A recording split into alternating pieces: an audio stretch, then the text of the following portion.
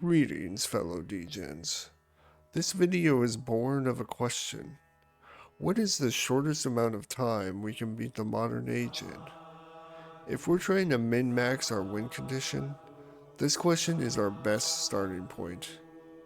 I've previously beat the modern age by turn 18 in online speed, and this is an attempt to do better on that. I wanted to test out Ashoka because he has one of the best leader traits in the game, and I thought he would be a good candidate for a cultural victory.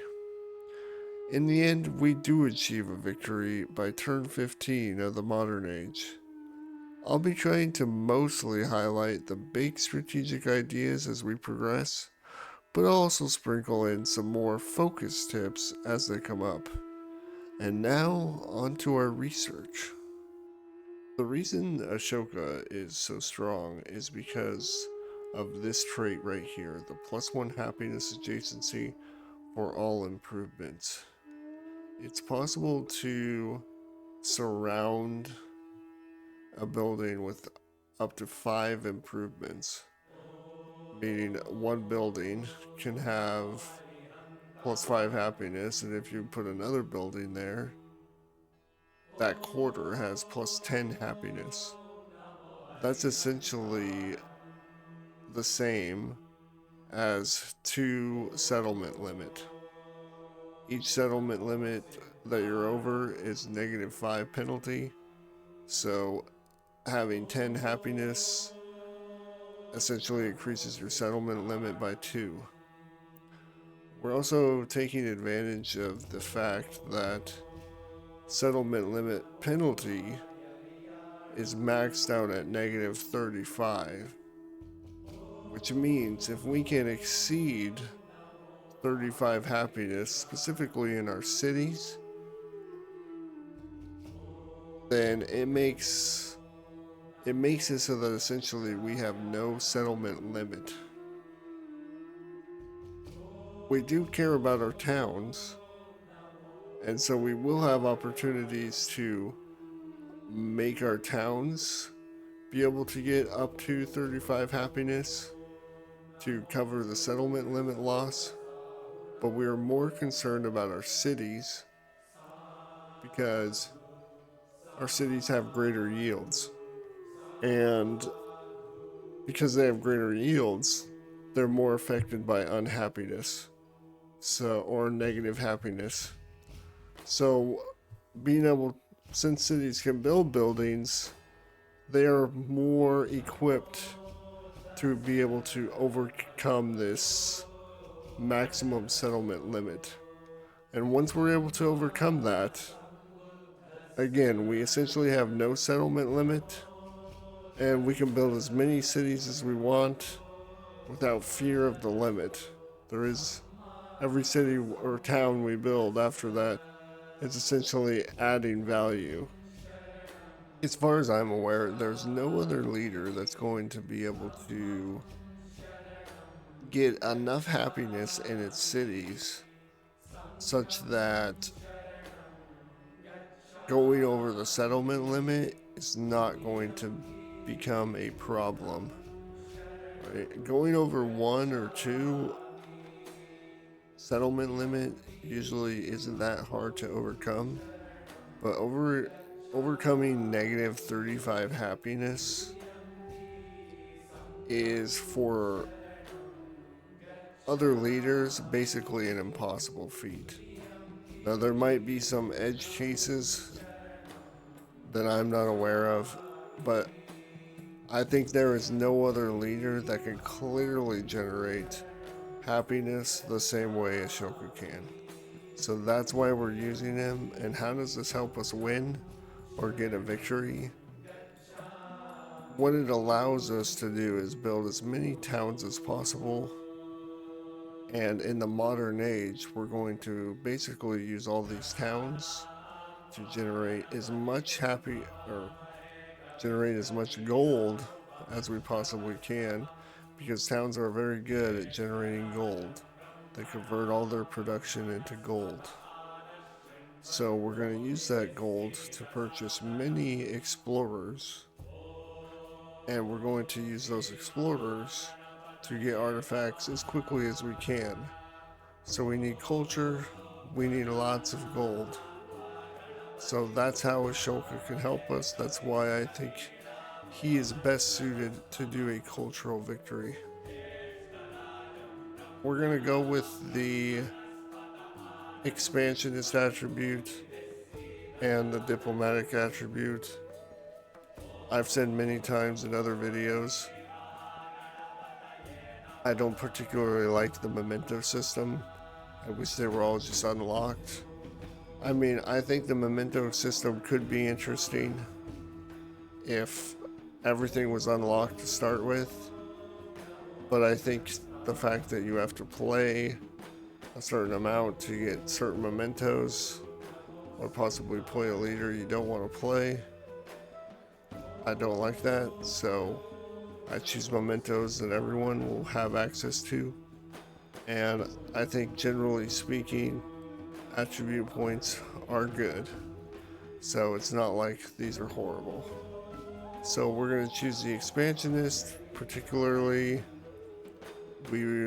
this is good in the first age to get settlers out faster. It's also good in the late game.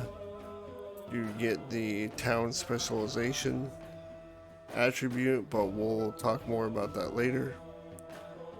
And for diplomacy, we do like being able to befriend city-states. That's strong. We aren't going to have many alliances, so in retrospect, I wish I would have chosen culture instead of diplomacy, because I think that's probably better. But I did choose diplomatic on the playthrough, so it's not horrible, but I think culture, given what happened, is a better for the modern age. So, but for now, this is okay.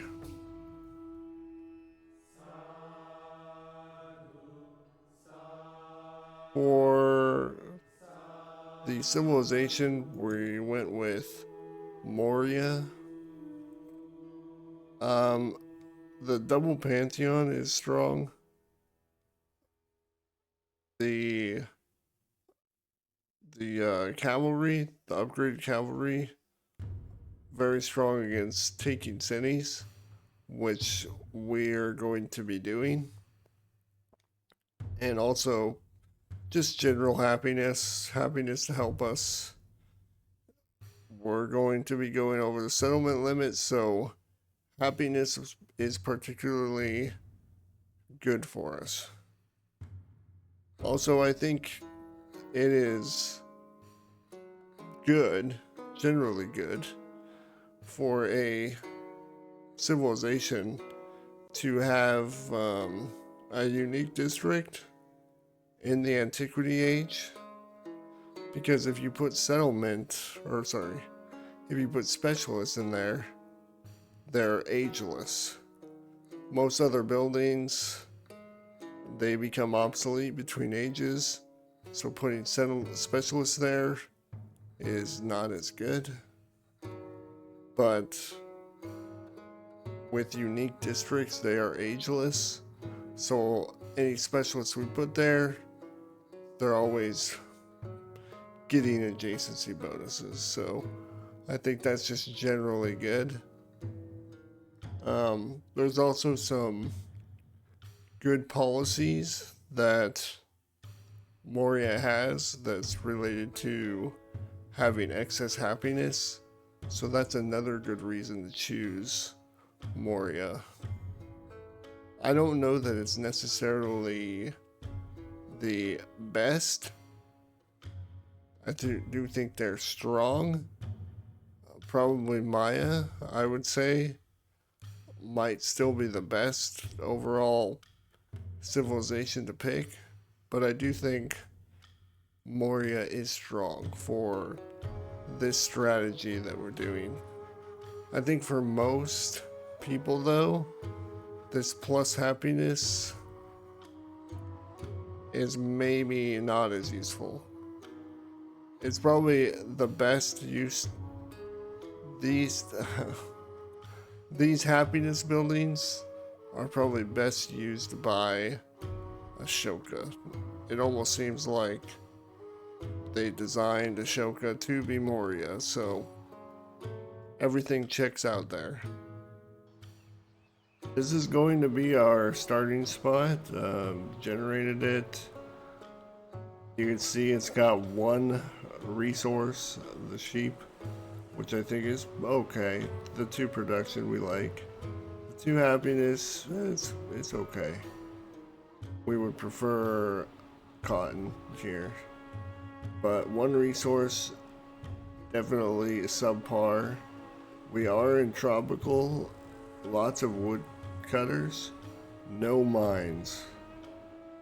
Well, I guess we do have 1 mine here, but we're definitely going to want to go woodcutters here.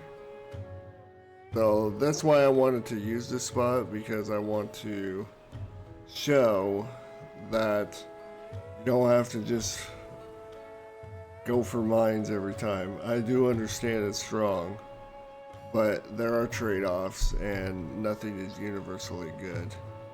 I think because we have so many trees around, one nice thing about going animal husbandry first, which is what we're gonna do, is that you get the saw pit, which is the warehouse to buff up the woodcutters. You get it in the same tech as the bonus to camps and woodcutters.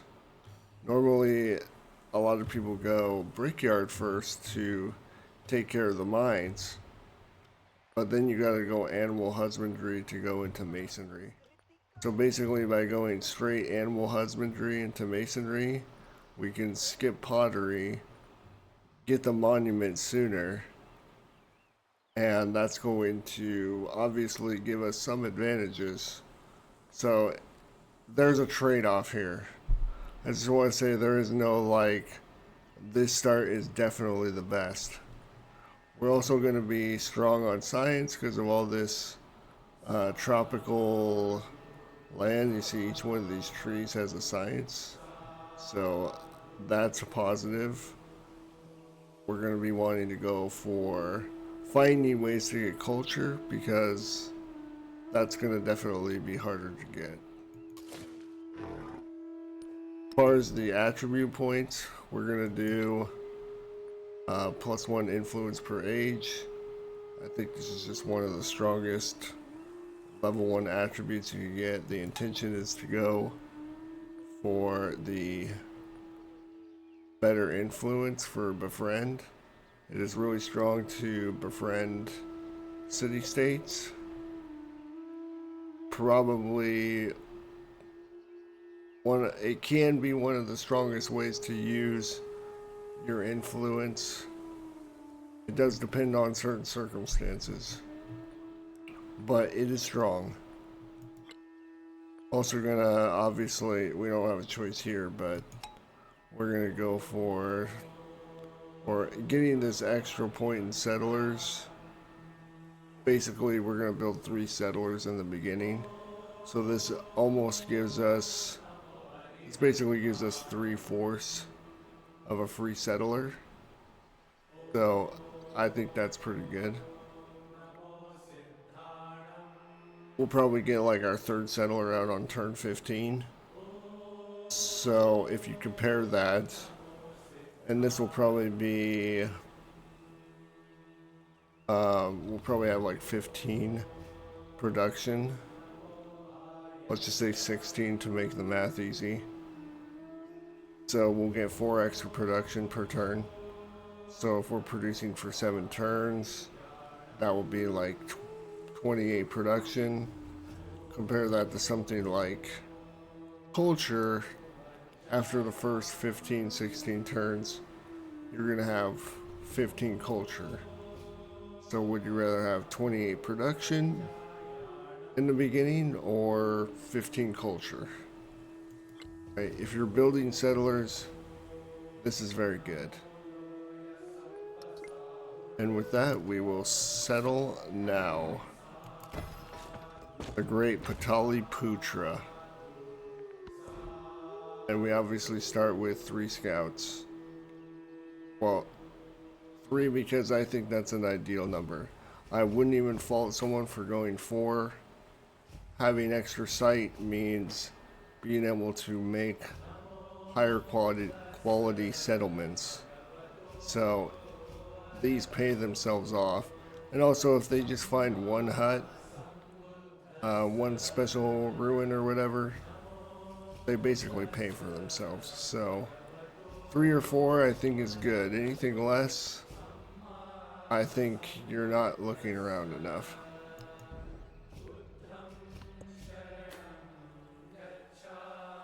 We met this econ friendly city-state pretty early.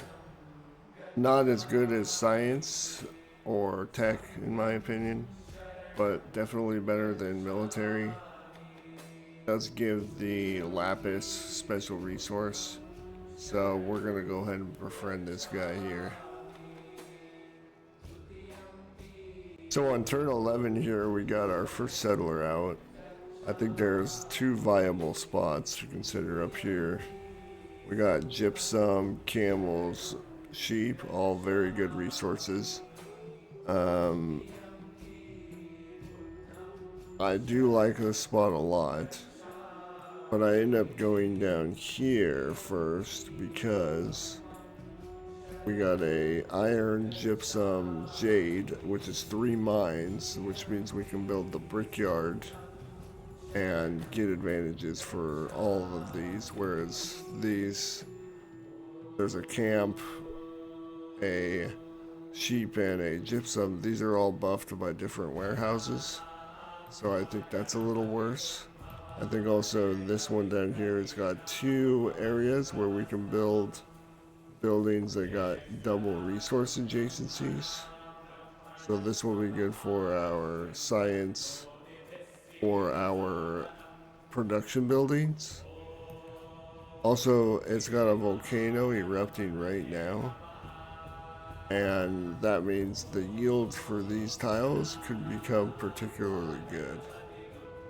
I also think there's a tile here, which the capital could get as well, but if I build the second city here, it could also, I have an option to build my culture building here with a 4 tile adjacency. That's pretty juicy.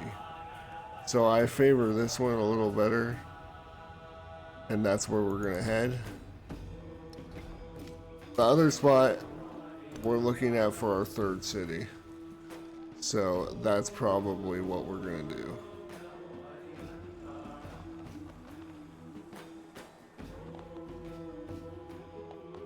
So on turn 13 here, we got our second settler out.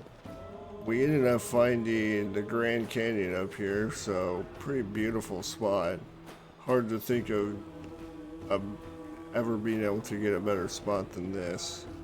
So this kind of balances out our very weak starting capital, because this is a dream spot.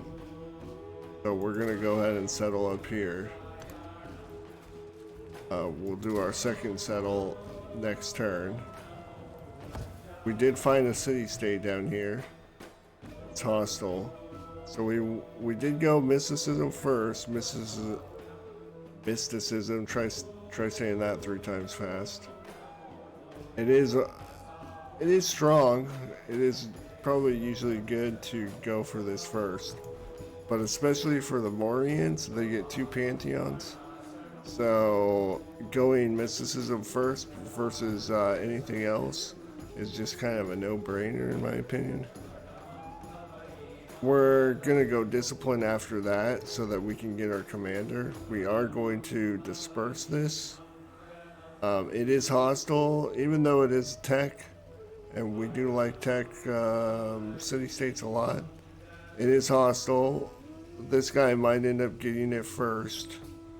And I also think it's good to get our commander some XP. There's 2 promotions that basically you want every commander to have, which is the blitz promotion and the one that lets you move around a lot while packed. I forget what it's called.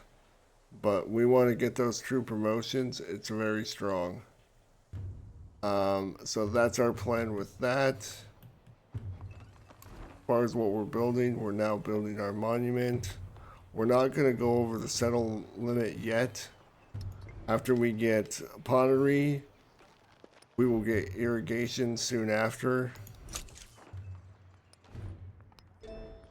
And once we get this settle limit, then we will build another settler, or when it's getting close. Mysticism just finished. So we're choosing our two pantheons. We're going to take City Patron Goddess because it's just strong. Always a good pick here. We're also going to take Goddess of Festivals. This one's more situational. We have a lot of science in our city. We're going to have a harder time producing culture, and by the end of the age, we're going to be getting a decent amount because we're going to have quite a few quarters. So this is our long-term play. This is our more short-term immediate value. We're gonna work on befriending this gold city-state up here. Not the best to have two gold city-states, but you take what you can get. Because they're friendly, that halves the time, obviously, so it's just way better to go for friendlies if you're gonna befriend. As far as technologies, we're gonna go for irrigation. For the Antiquity Age, for the most part, we're going to obey the settlement limit. It doesn't really get crazy, our adjacencies, until Exploration Age. You need lots of buildings built to really get the adjacency bonus starting to kick in. And you don't really see that much in the Antiquity Age. But in the Exploration Age, it's going to be much higher. You have more ageless buildings, so it's just a higher advantage. As far as Civic, as said, we're going to go for discipline, get our commander, disperse this tech city-state.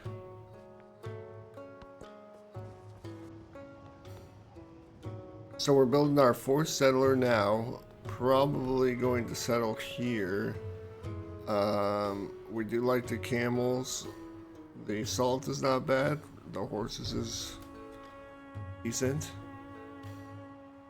There is a city-state over here somewhere. I've seen lots of units coming from here, so hostile city-state somewhere over here. Nagtapunan. We are sending our commander to destroy Phaestus. Because we have our army down here, it does make us more likely to become an enemy of Pachacuti. Just because this is where our army is, so if we want to be efficient with our movement, Pachacuti is probably the person we have to go after. So at least considering that, it's in the thought process, but we're not sure yet. Gonna go on with that. Up here, Moreau ended up not being too pleased with the settling of Sapara. So, and now has two swordsmen or warriors right outside the city. If I need to buy an archer here, I will. Or maybe a warrior. But I don't think I'll need to for two warriors. Especially because I have another warrior here. But if needed, I will do that. And we'll go next. Now we got our fifth settler out. We are at 404, but we don't mind going over now. We have plus 46 happiness, so we definitely do have a surplus. You can see all our cities have over 5. He has 9 happiness, 22. We're gonna lose 5 happiness in each one of these when we build this 5th city. But that's not gonna put us negative, so totally fine. We are gonna lose 20 happiness by doing that, but we will take it. Settler is worth that, or a new settlement. So it is a bit tricky because I do think there's not too many great spots. I could maybe go over here. I'm not a big fan of the resources. Silk is, I mean, we do want culture, so maybe we'll go here eventually, but silk is not quite good yet. It's still a little early for silk to be good. Silk is good at the end of the age, but it's not so good right now. I do see the jade down here, so I feel like settling down here with this cotton too. It also brings us closer to Pachacuti. So we're kind of setting up to have a war with him. So it probably makes the most sense.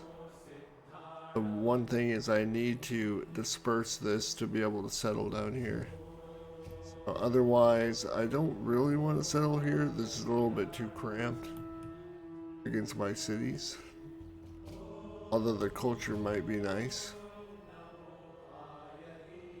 But I feel like maybe going down a little more is probably more ideal. So that's the plan. So I'm gonna head this guy down here.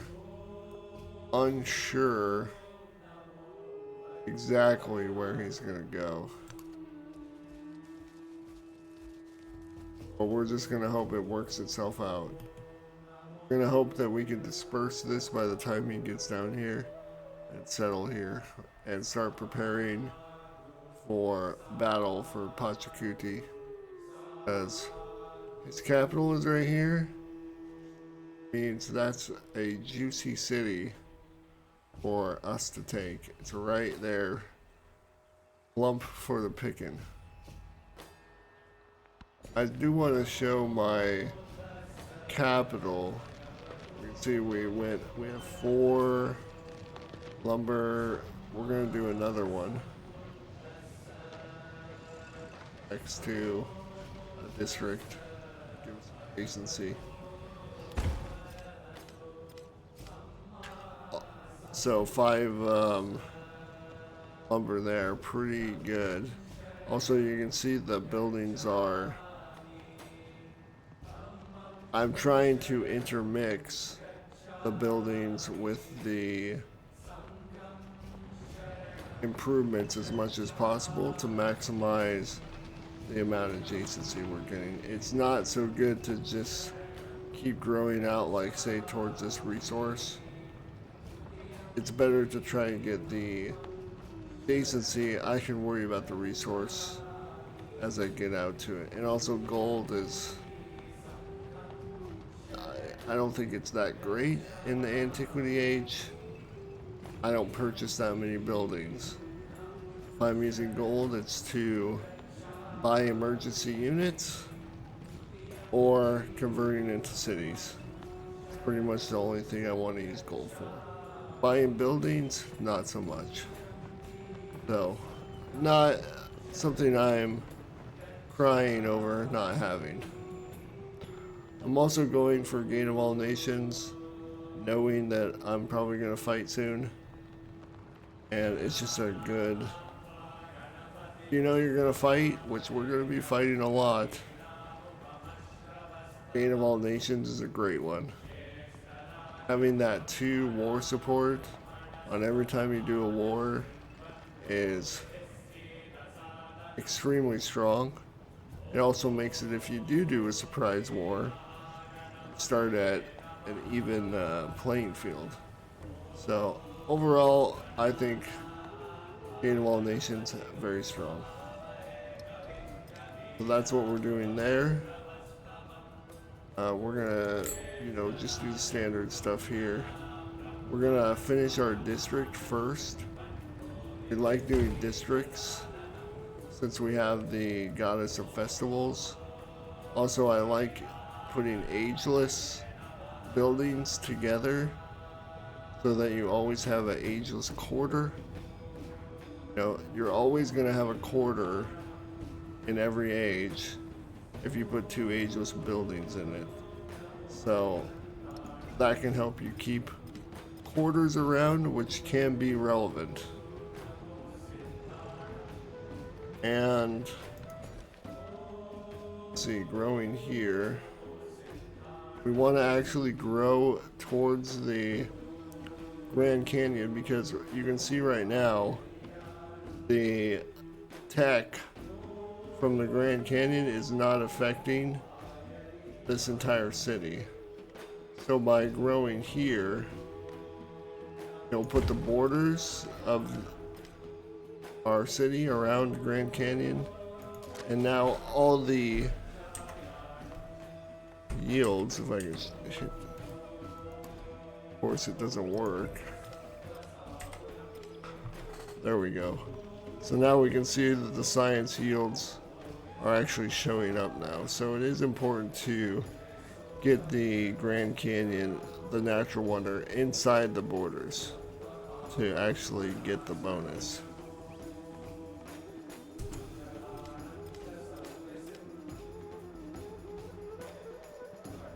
So our settler's fate was not that great.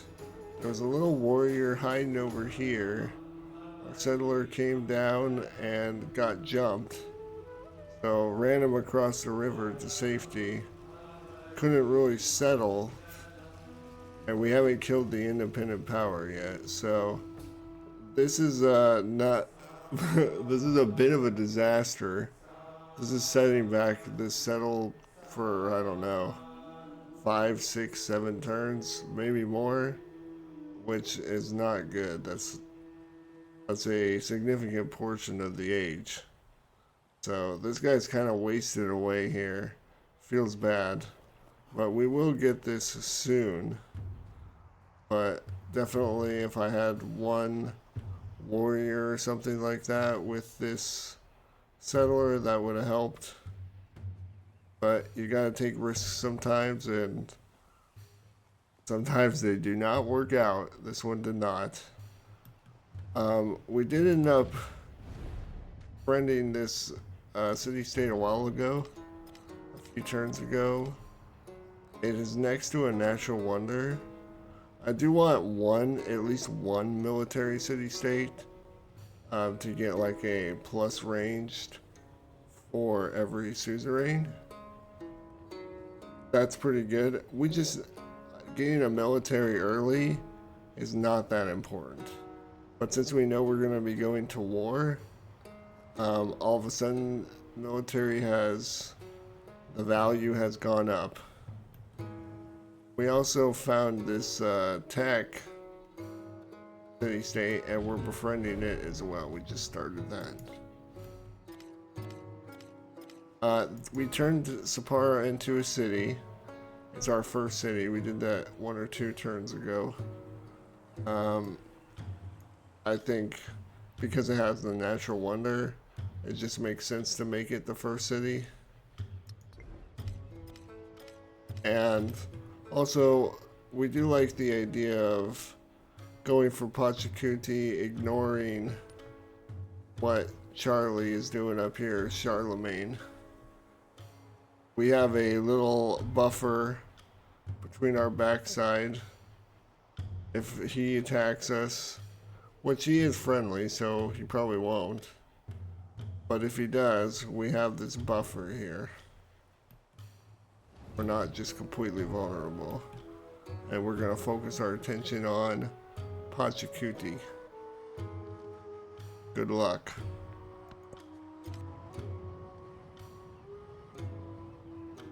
We end up getting our second city. We got 350 gold. We want to convert to cities as quickly as possible. So since we can convert, we're going to do it. This is basically the best way to use gold if you can. Extremely efficient. You're basically buying production. That's the way to think of it. So we're going to do that. We're going to go ahead and build and I typically build the warehouses first, the best warehouse. This is the mine place, so we're going to build our... kind of want to go towards this four mountains here. So we want to grow towards that so that we can build our culture building. This little nook. So I am going to build the ageless building over this rocky territory, which does feel a little bit bad. But we're doing it for the greater good of more culture. Because we do want to make sure that we have a good culture income, try to keep up with our science, which we're currently doing. I fear at some point this may not always be true. We do end up getting Moreau. In this situation, I would probably choose Emporium. I just think getting 4 gold per improvement is pretty strong. Getting freeholders now, probably not going to give me much. What's 5%? I have 3... 1, 2, 3. I have 2 suzerains right now. This is going to be a 3rd. This will be a 4th. So 4 suzerains plus 20% gold. 20% of 27 is 5 gold. 5 or 6 gold. Not great. I can build 1 emporium and get the same, actually 2 emporiums, and get greater value than this, at least right now. So not getting too much gold, so this would be better. I'm not gonna get this right now though because it's currently bugged, it's broken. So I don't want any sort of oh, the run went great because you took the broken improvement. No. So we're gonna take the bad one. Just to, you know, not put any bias that this was a super overpowered run. We're actually going for Hanging Gardens in Sapara. It has pretty good production. And this will give us another expansion attribute point. We do eventually want 8, I think, to get the attribute we really want. So, and the growth rate is okay too. But really we want the attribute point.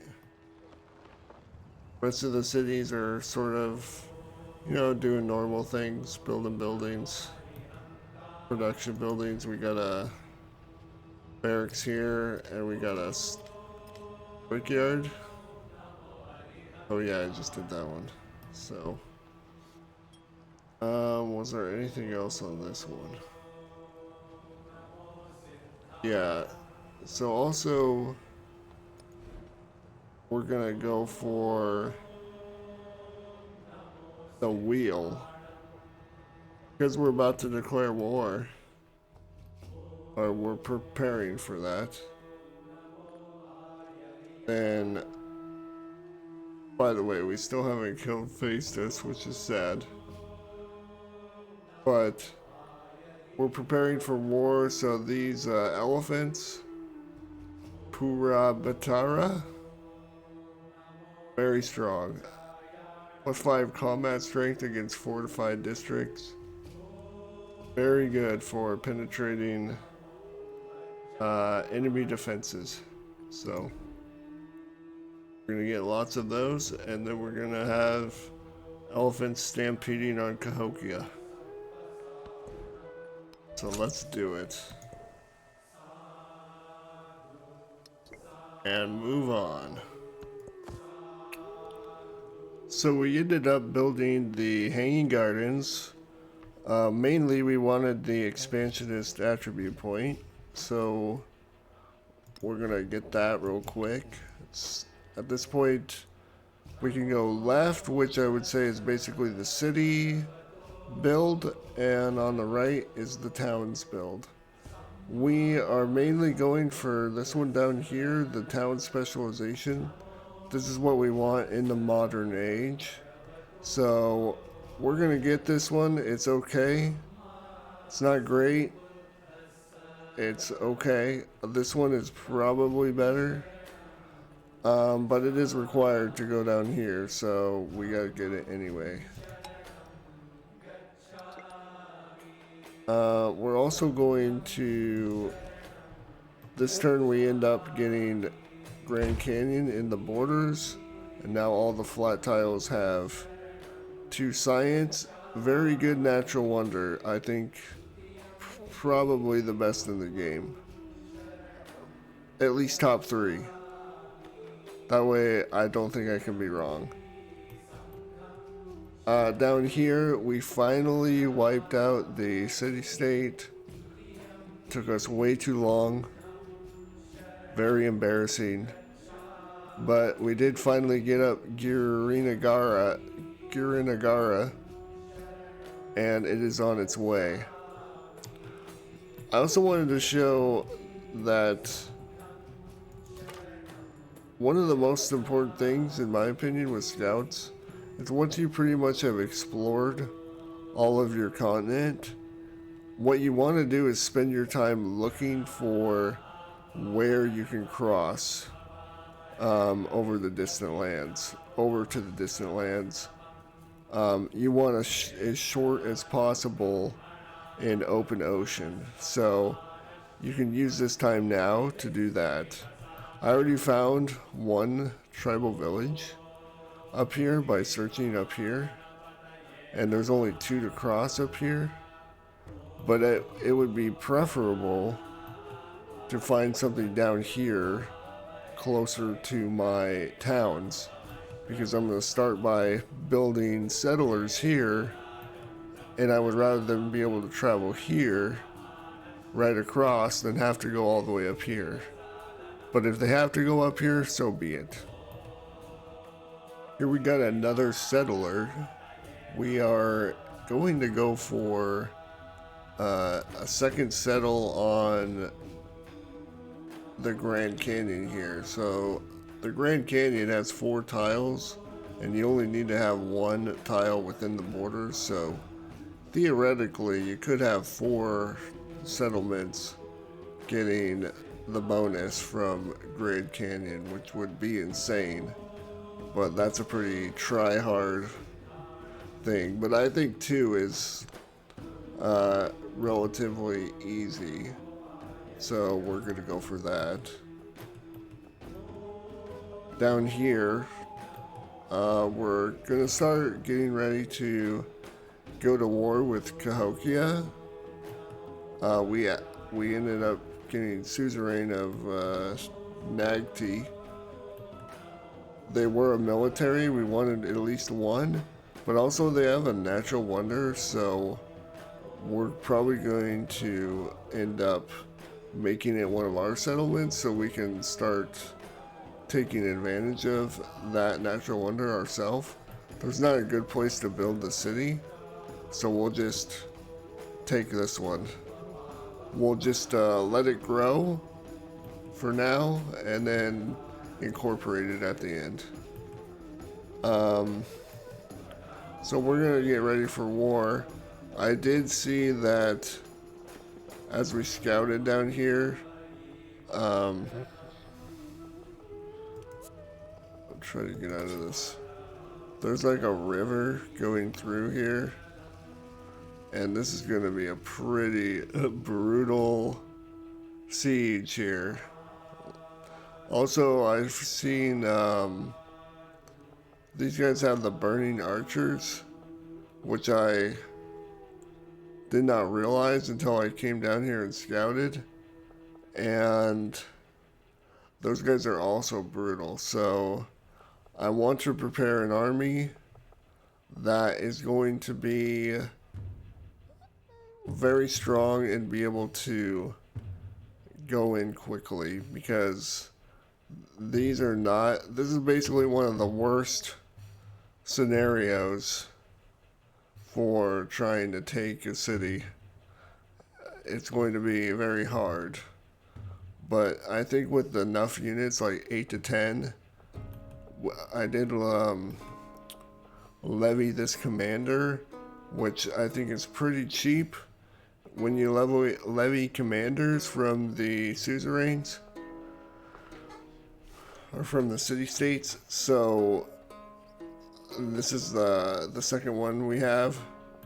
So gonna use both commanders, gonna build a bunch of elephant riders, and we're going to stampede on the city. Now we're starting to pump out tier 3 infantry here. Whenever they get built, just recruiting down here. Send them to the commanders. Got more units on the way. We got 4 elephants and 2 archers on the way here.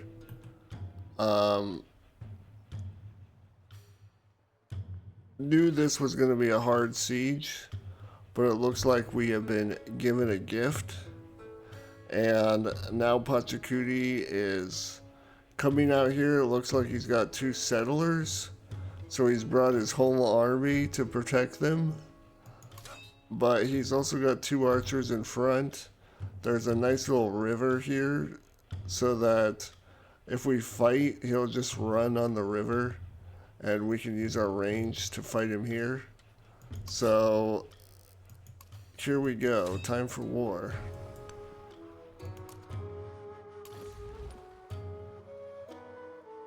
Oops, that guy should not have gone there.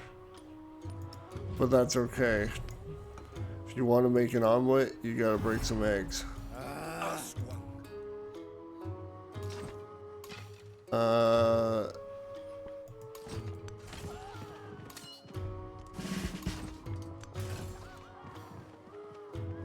And we'll just scoot this guy back. Let him take his shot.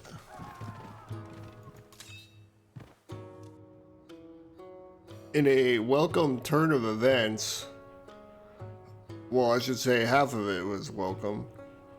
After we declared war on Pachacuti, both Ben Franklin and our former friend Charlie declared war on us and started attacking us from behind. See, the city-states sort of got wiped out. They were our buffer. Charlie is sending more units, but this is not too much I'm scared of. If things get really bad, I will buy some units, but so far none of the cities have taken damage, so not too worried about this at the moment. I'm also about to build Pyramid of the Sun here, so this city is looking pretty good. Down here we end up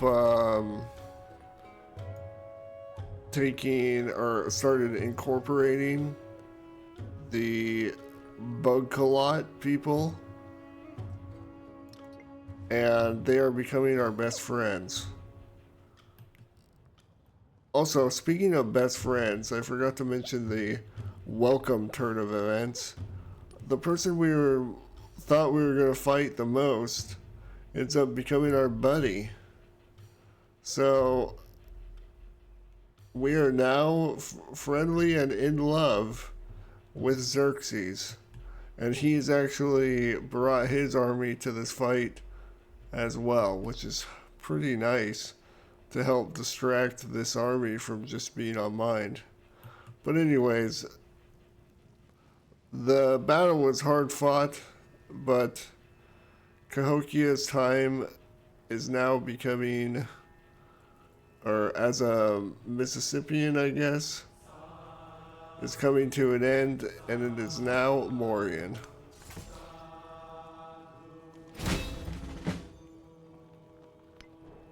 Our progress, that gives us a golden age. We got 1 Wonder, interesting. It says 8 out of 7, but we're missing one. Not quite sure what's going on there. We'll have to investigate that. 2 relics to go, or codices, I guess. And we do have the economic. So it's turn 67, and we usually expect the age to last around to turn 70. We're at 93%. So we're probably gonna be able to get all the legacy points. But I think the main one we want is the culture one for the next stage. Because culture is kind of hard to get. And we end the age on turn 69, the perfect turn to end on. We got, let's see, 9 wonders. We got this golden age already. We got all our codices, and we got all our resources. So we can basically pick whatever we want. I'm not sure we actually want to use all our points, which I'll explain when we spend them. A lot of the legacies are not even that good, so. But in any case, we gave ourselves the option.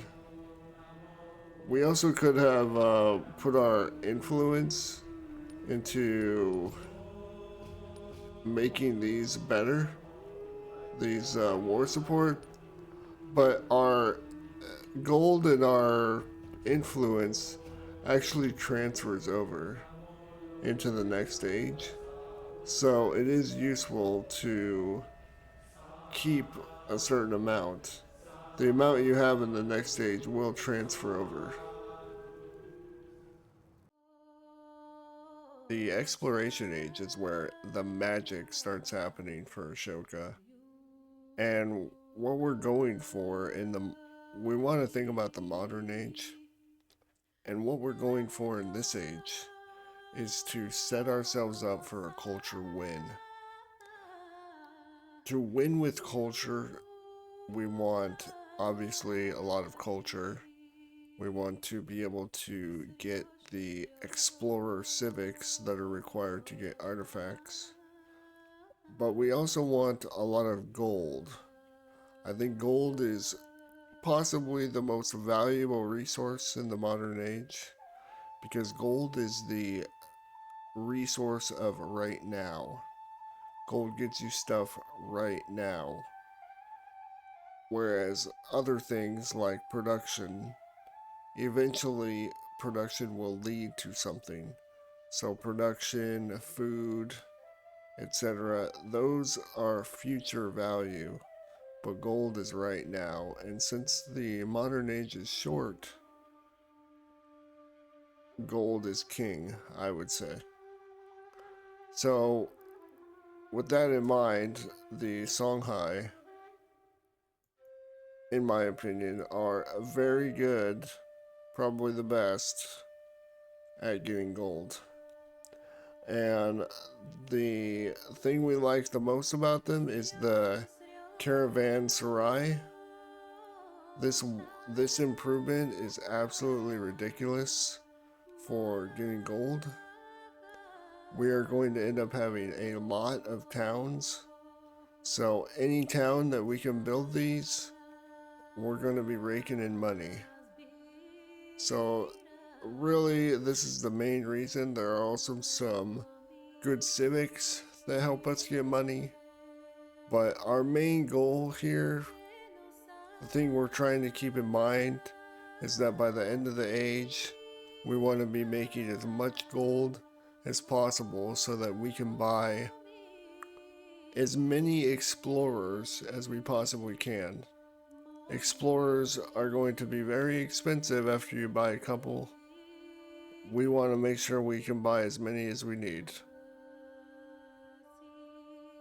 Now we're spending our legacy points that we got from last stage We're going to take fealty. I think this one's extremely strong. We love settlement limit. Plus, we're already over, and at least for now, we don't want to go too crazy on settlement. We want to slowly get to the point where we're going all the way over the limit. We don't want to do it all at once. So this buys us some time.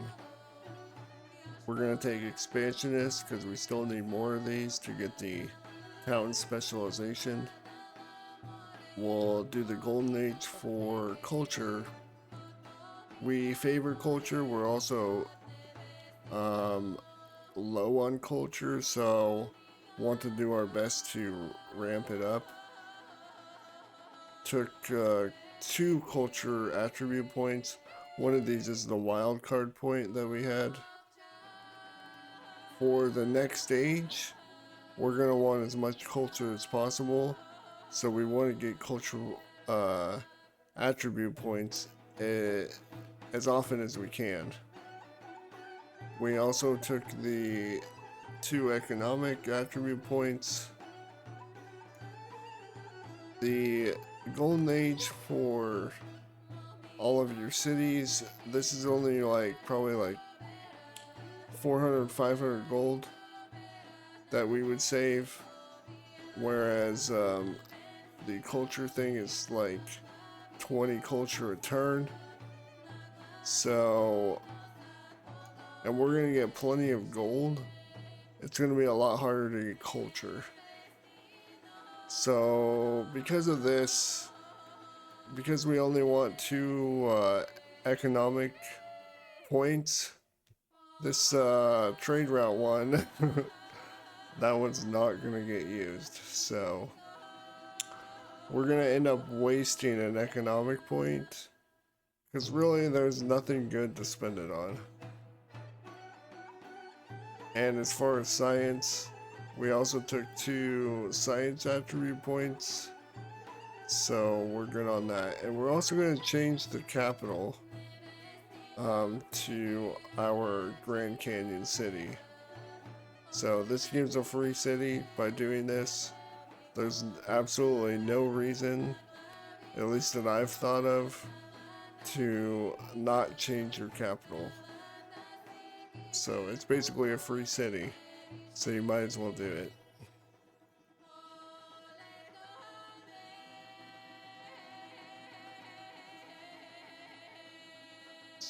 As far as techs, we're gonna go for cartography first,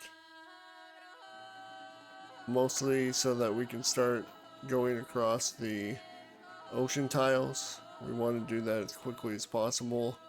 Start getting settlers on the islands.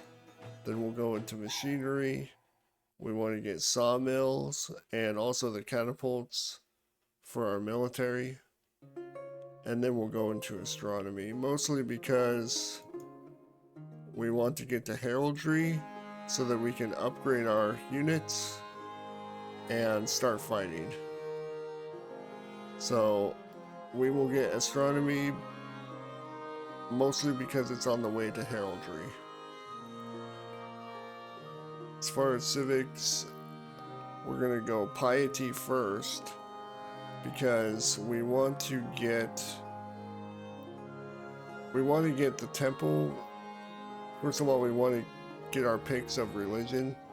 One of the, I think getting the +2 relics for city-states is like the best one to get. It's very easy to do.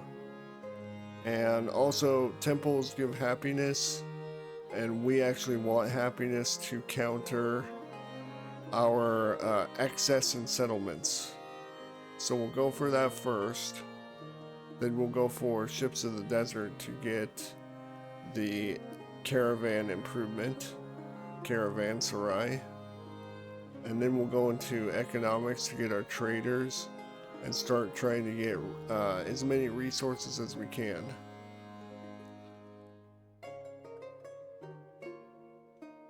For our government, we're gonna go with theocracy. In the beginning, we want to produce a lot of settlers. Also, we're going to be producing commanders because we want to produce a northern army. We have our army in the south. We want another army in the north to be able to fight our good friend Charlie. So that's going to be what we're going to do on our first celebrations. And the rest of them, we like the culture. We are culture enjoyers.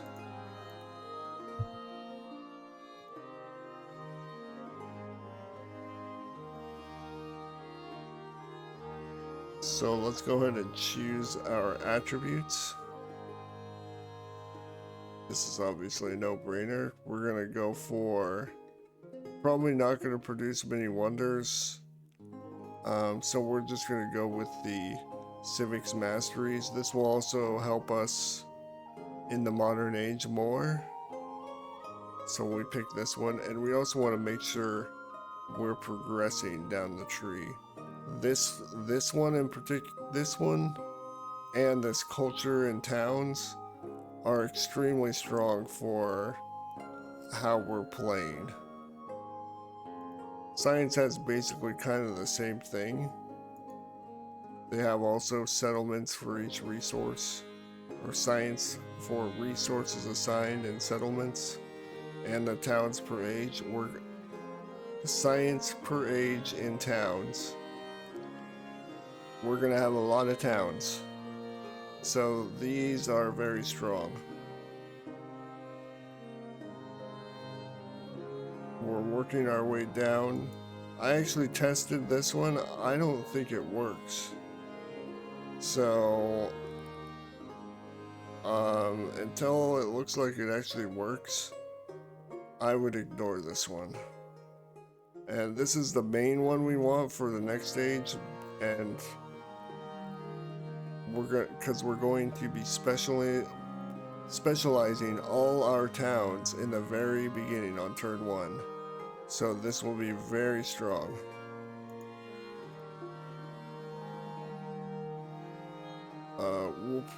This is probably a better one.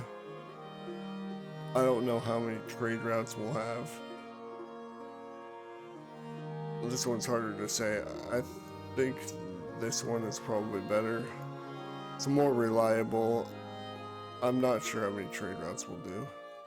But in particular, we really want this one because we'll be purchasing a lot in the next age. As far as this, we're gonna, in diplomacy, we're trying to work to the +1 social policy. This is a really strong one, I think. Can never go wrong with social policies.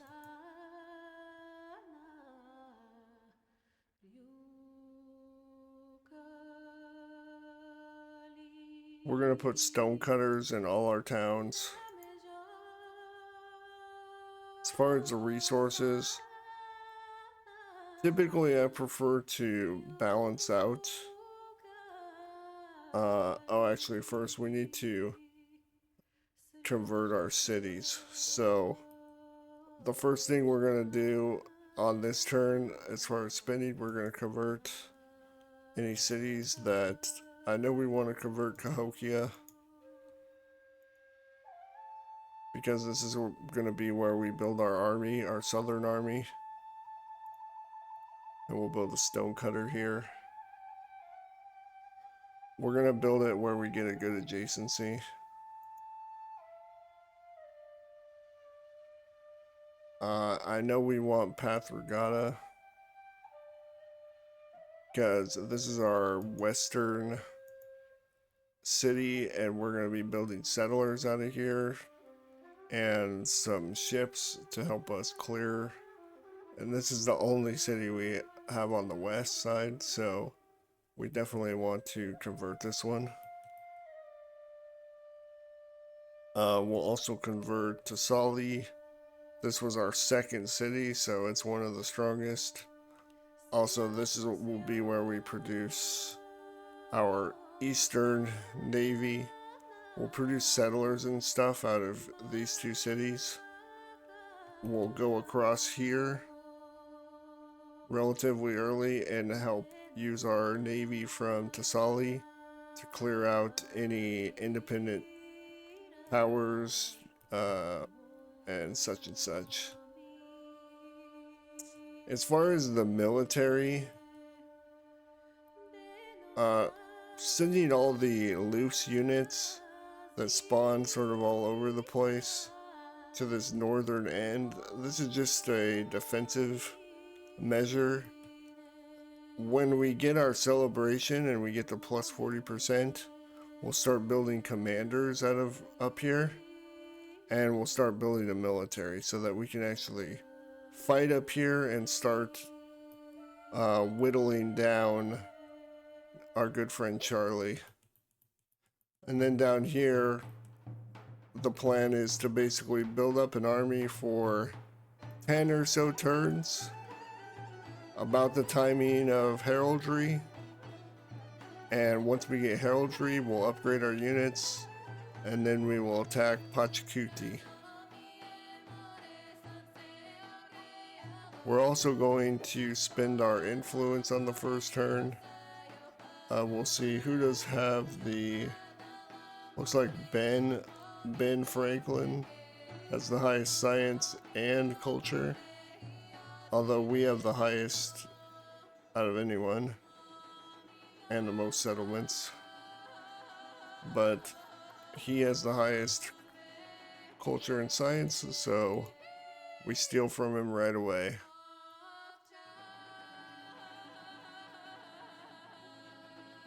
We're progressing quite nicely here. We're still at 12 settlements. We haven't actually built anything new yet.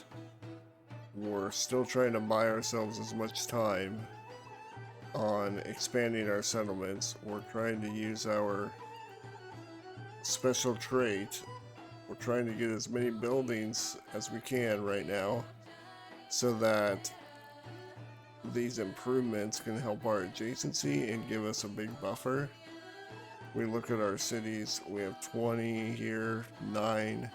Basically for every 5, we're 2 over, right? So we essentially want to get 5 more, or a negative 25 penalty. We're going to get 5 more cities, and we're going to get up to the max settlement penalty of negative 35. So once we get 5 more towns, we'll be at that level. So what we're looking for is a 25 happiness buffer more. So this is not quite there. This is 15 under. This is a town. We're less concerned about towns. We're more concerned about cities. Towns will go underneath on unhappiness. That's acceptable. But we definitely want to make sure all our cities stay above 0 because they have massive yields and negative happiness hurts us a lot. So this city still has a bit to go. This city does too. So we're just trying to wait until, I mean, we can start going over because all of these are at least 5 over. So it wouldn't hurt us to build another settlement. But we're obviously working on that. We have a little settler train. All of these are going to be going, on the islands. This one in the front, I actually want to send this one all the way over to the distant lands, since it's the furthest ahead. You can see we also have scouts in front. We sent our scouts in first. There's 4 scouts, I think, on the west side or the other side. There's 1, 2, 3. This guy is maybe not gonna make it, but that happens. Sometimes sacrifices have to be made. So lots of scouting went out first just to see where we want to settle. That's what these guys are doing. This is my first scout into the water. and he goes in first. So it's trying to find the best settlements we can, settle as quickly as possible. We also want to we're using most of our influence to get suzerains. We basically are willing to get any friendly suzerain. This one's a little short, I need 3 more. But I definitely want that one. We like gold. This is the first one we went for. Actually getting his bonus right now. I do like Monastery a lot, but since this is the first city-state we're getting, I think this free technology, whenever you become a future, or for every suzerain you get in the future, is quite strong. The strongest. This one, the population in your capital, this one I considered, but I'm pretty sure that's not going to be as good. But it's at least interesting. In any case, we're going to go with Reichskreis.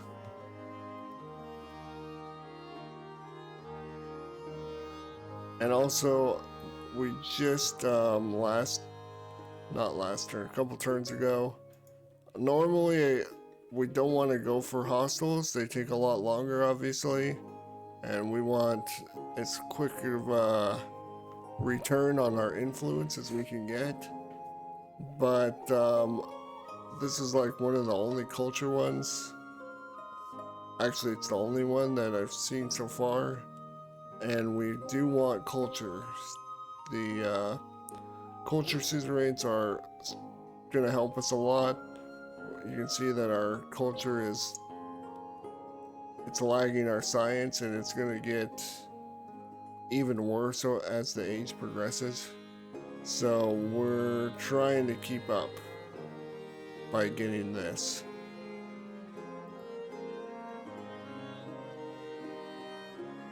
As far as technology, gonna get castles so we can upgrade our archers after we start attacking. We did just get heraldry, and so now we're gonna be also wanting to upgrade our units. So let's go ahead and do that, as we are about to attack Kusa. It is the better city.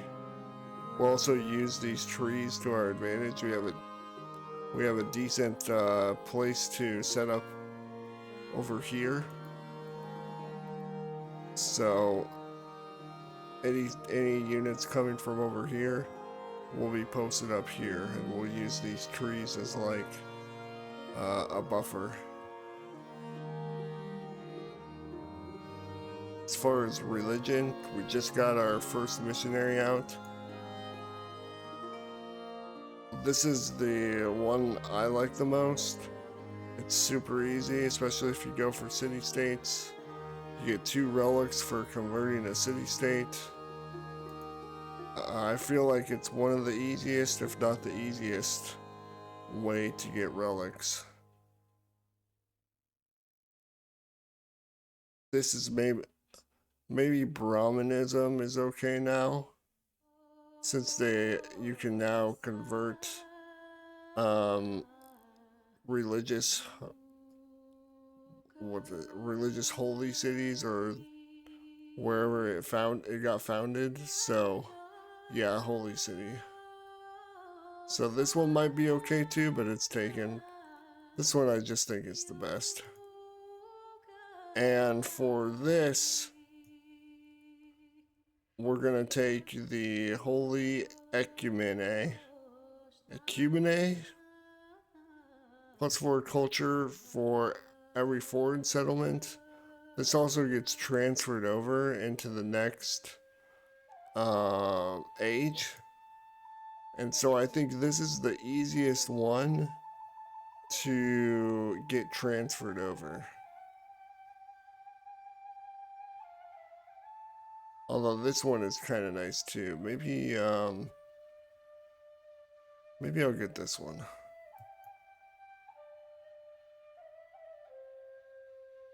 Yeah, change of plans. I think this one might be just as good, if not better, and we'll focus our missionaries on the tundra tiles, which is at the top and bottom of the map. I mean, this one makes you go everywhere, and this one you can stay in the tundra and just travel along the tundra to convert anything in your way. So this one's, we're gonna go with this one. Oops, I should accept it.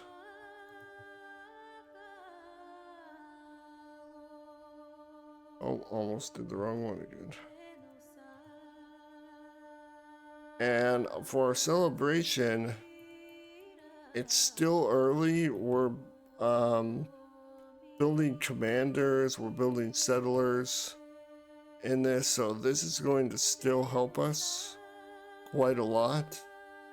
But I think this is the last time we'll take the production bonus, and every celebration after this, we're going to do the culture.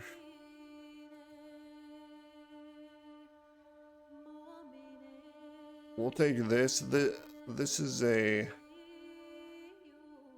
the yield thing. This one is bugged because it always says +0, but I know this actually works. I've seen the +2 gold go on mines, but for some reason this mod always says +0. So, but this is actually a good one. This one gets a lot of gold.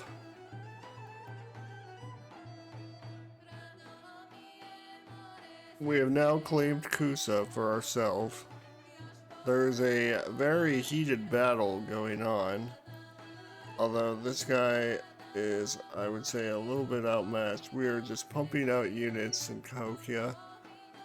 Don't have any siege yet, but we're starting to get trebs out, so that's gonna definitely help.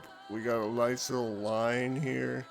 We're trying to hold the line here, and then we have their horsemen are coming into the trees, and they get stuck, and then our archers start firing on them. This guy is holding on like a hero. All in all, the battle is going pretty good. And we're just gonna hold here while he tries to engage with us. We're just gonna try to heal up. We're gonna fortify. We're actually in fortifications. Our commander has a fortification buff. I think it's this guy. Oh, so he doesn't quite have the +3 combat strength, but he's almost there. This will be the next thing we get, so holding a position in fortifications pretty strong. So I'm pretty sure we'll hold this. I am not too worried. We also have tier 2 cavalry. He has tier 1. And we have a level 9 commander, a level 7. Our level 2 guy is just a little, he's just helping us move guys around mostly. And when we move on to the next city, our level 2 will sit behind to reduce the unrest in the city. And also to heal our wounded units. They'll all go into this level 2 commander, heal on the city, then the level 2 commander will bring the reinforcements to our front. Up here against Charlie, we weren't really prepared. Also, I was playing this when in the old patch, so this guy took my city and I didn't even know it. So casualty of bad UI, but that's okay. We will take the city back. It's just we weren't quite ready for it. We have 2 commanders, and we're starting to build units. Although right now we're building some settlers, but we will start building units. I guess we can start that. And we will have a large army coming out of here. Over here, we got our little navy. We just took out a city-state, hostile one. It's nice to have these units taking out cities. Unfortunately, this is a little overrun, so I can't settle on here.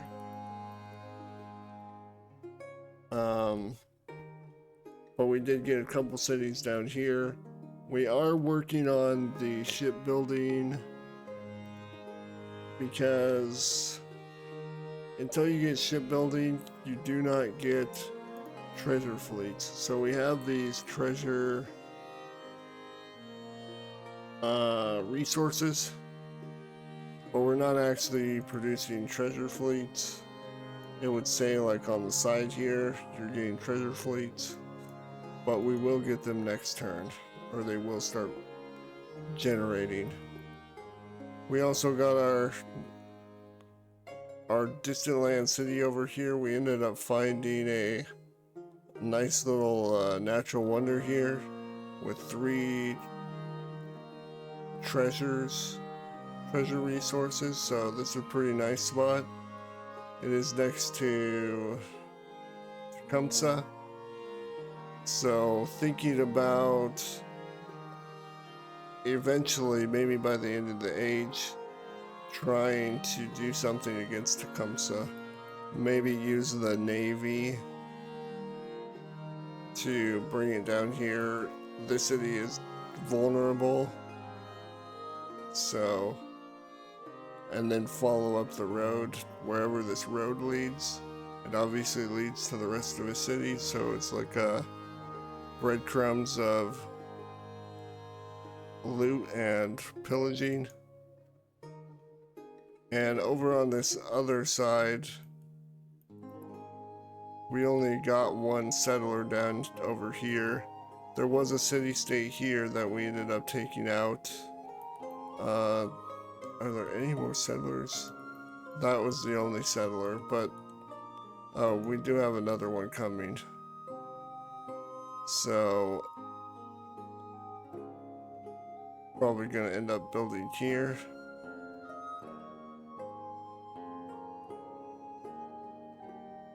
But you can see this is why it's good to have at least some navy to attack these city-states, because if the settlers go by themselves, it's a big risk.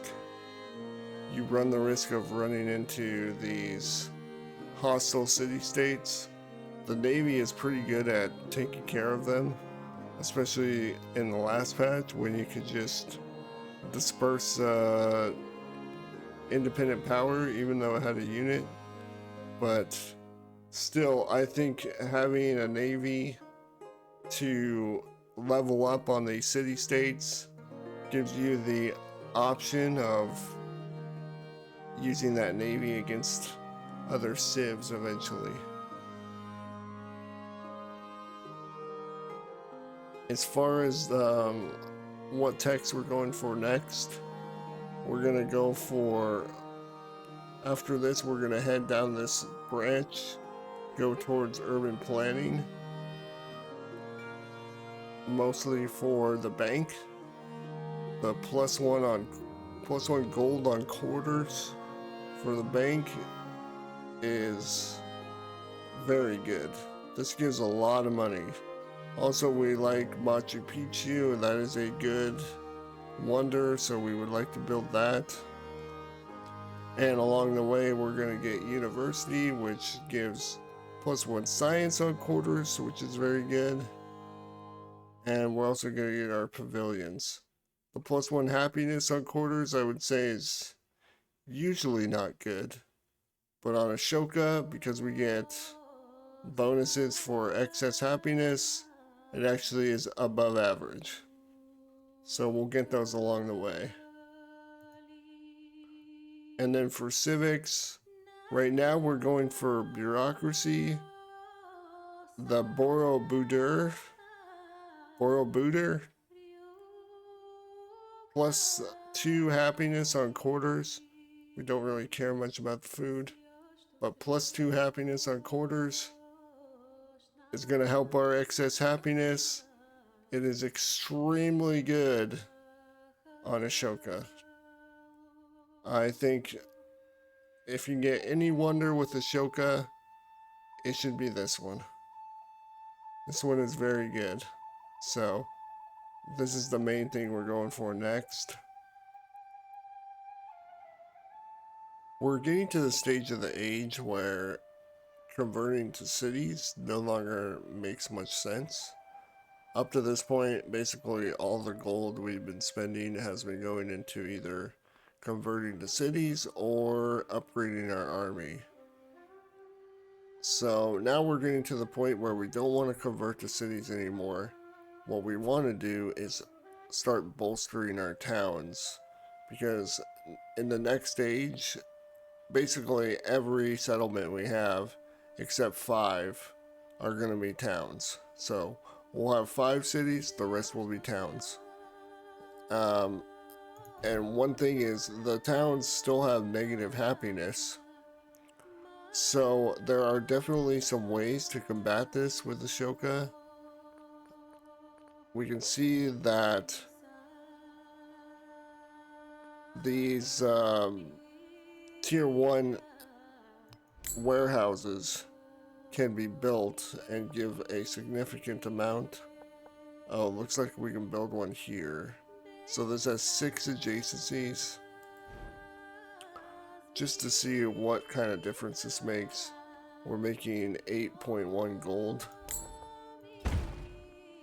So we built that for 60 gold. It made a 4 gold difference. So just by building that, not only did we get the food that's coming in, but we got an additional 4 gold. So that's going to pay for itself in 15 turns. But obviously we're still at negative 13. We would like to make this 0 if we can. So we'll go ahead and buy all the tier 1, the Antiquity Age warehouses, because they're just so cheap. I usually don't buy, those are usually the only ones we buy. They're just very much worth it. So we built another 2. We spent more there because those were only 3 happiness each. But still, we spent, I guess, 120 gold. And it went up by another 4 or so. So that will pay for itself in 30 turns, which is quite a while. But I guess we're going to be actually bolstering the town even more now, because we're going to also want to spend our money. Now that we have a pretty good happiness on here, we can also add these. Building these when it's low happiness, obviously the effectiveness is diminished. So if we build these, right now it's at 16.9, we're gonna spend 300 gold.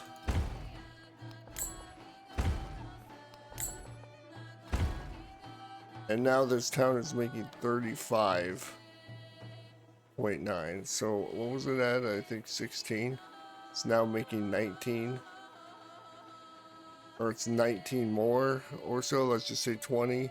I just spent 300 gold, so that's going to pay for itself in 15 turns. So that's going to be a net positive in the modern age. So we're going to do this with all the towns that we can. This was just one I wanted to show. This is one of the strengths of Ashoka, being able to buy those warehouses and reduce the unhappiness from the settlement limit. Additionally, there's a narrative which lets you choose if you want your caravanserais to have culture or happiness, I think it's probably better. We can just do the math real quick, maybe. Let's look. We're at 35.9, 1.7, 1.7. Be sure to remember that. So we're going to convert this with +2 on our caravans. That reduced it by -6. So that gave us another 4 gold and about 0.2. So let's just say half a point of total of science and culture. So 4 gold. I say it's pretty close as far as whether you take the culture or the happiness. But I feel like the happiness has a greater chance of making a difference because reducing unhappiness is just really strong. One of the best things we can do to improve our overall yields.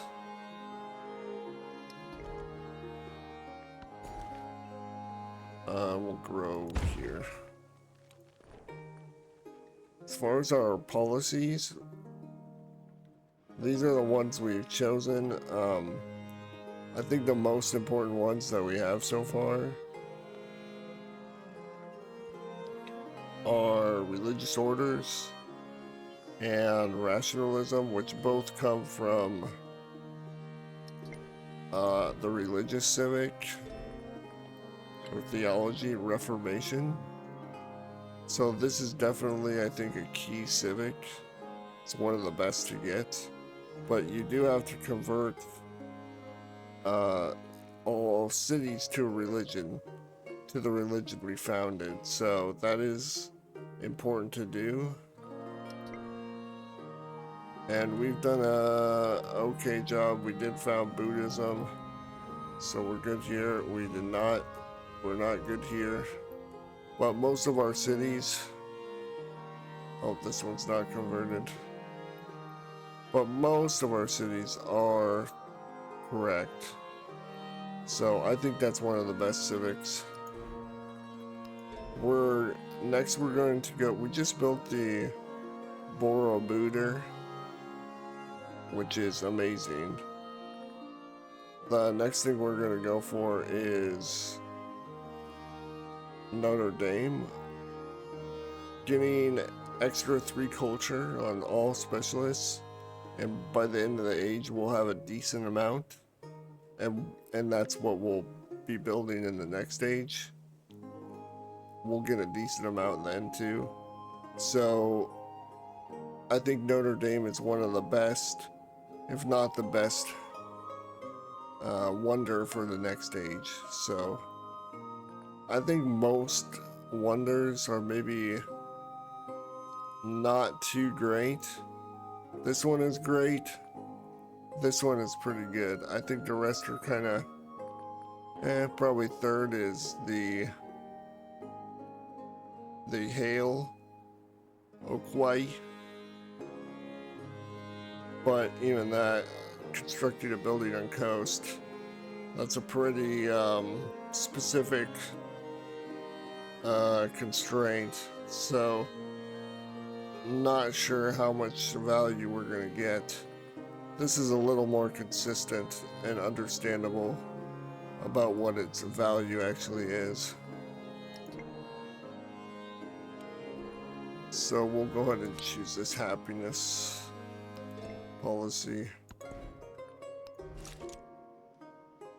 As far as our army, we have now taken Cusco and Alabama.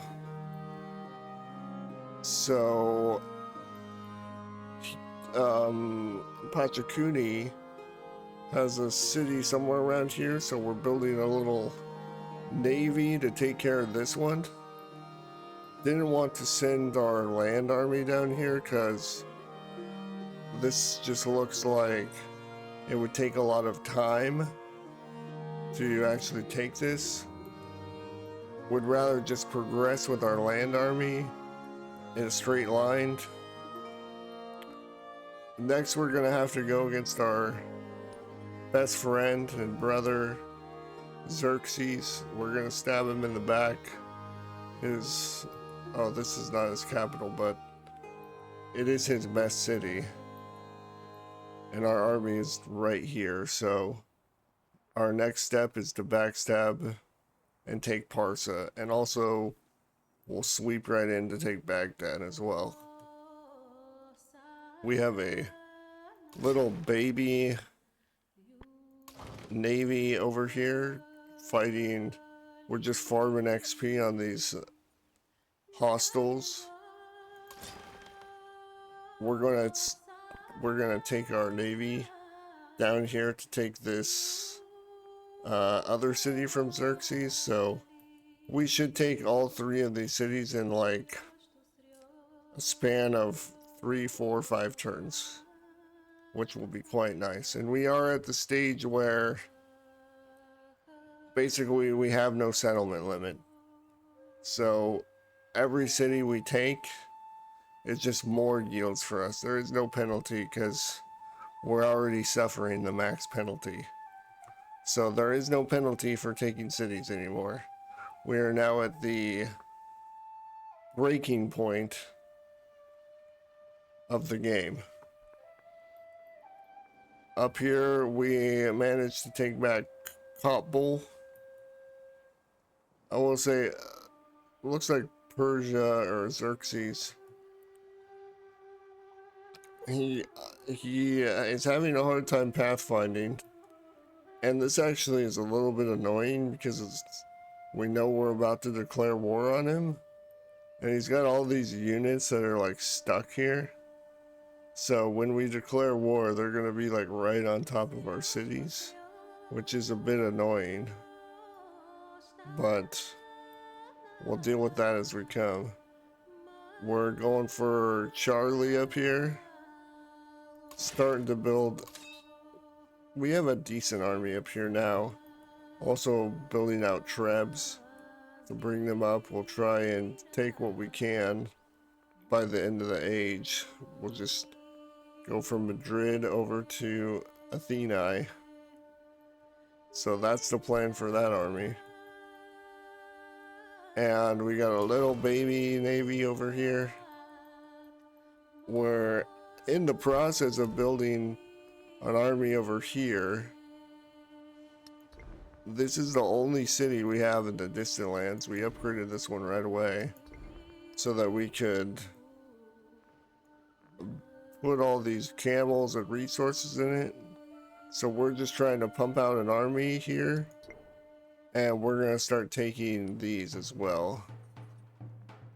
We're also going to start saving up because once we start to get these units out, we're going to purchase a commander over here.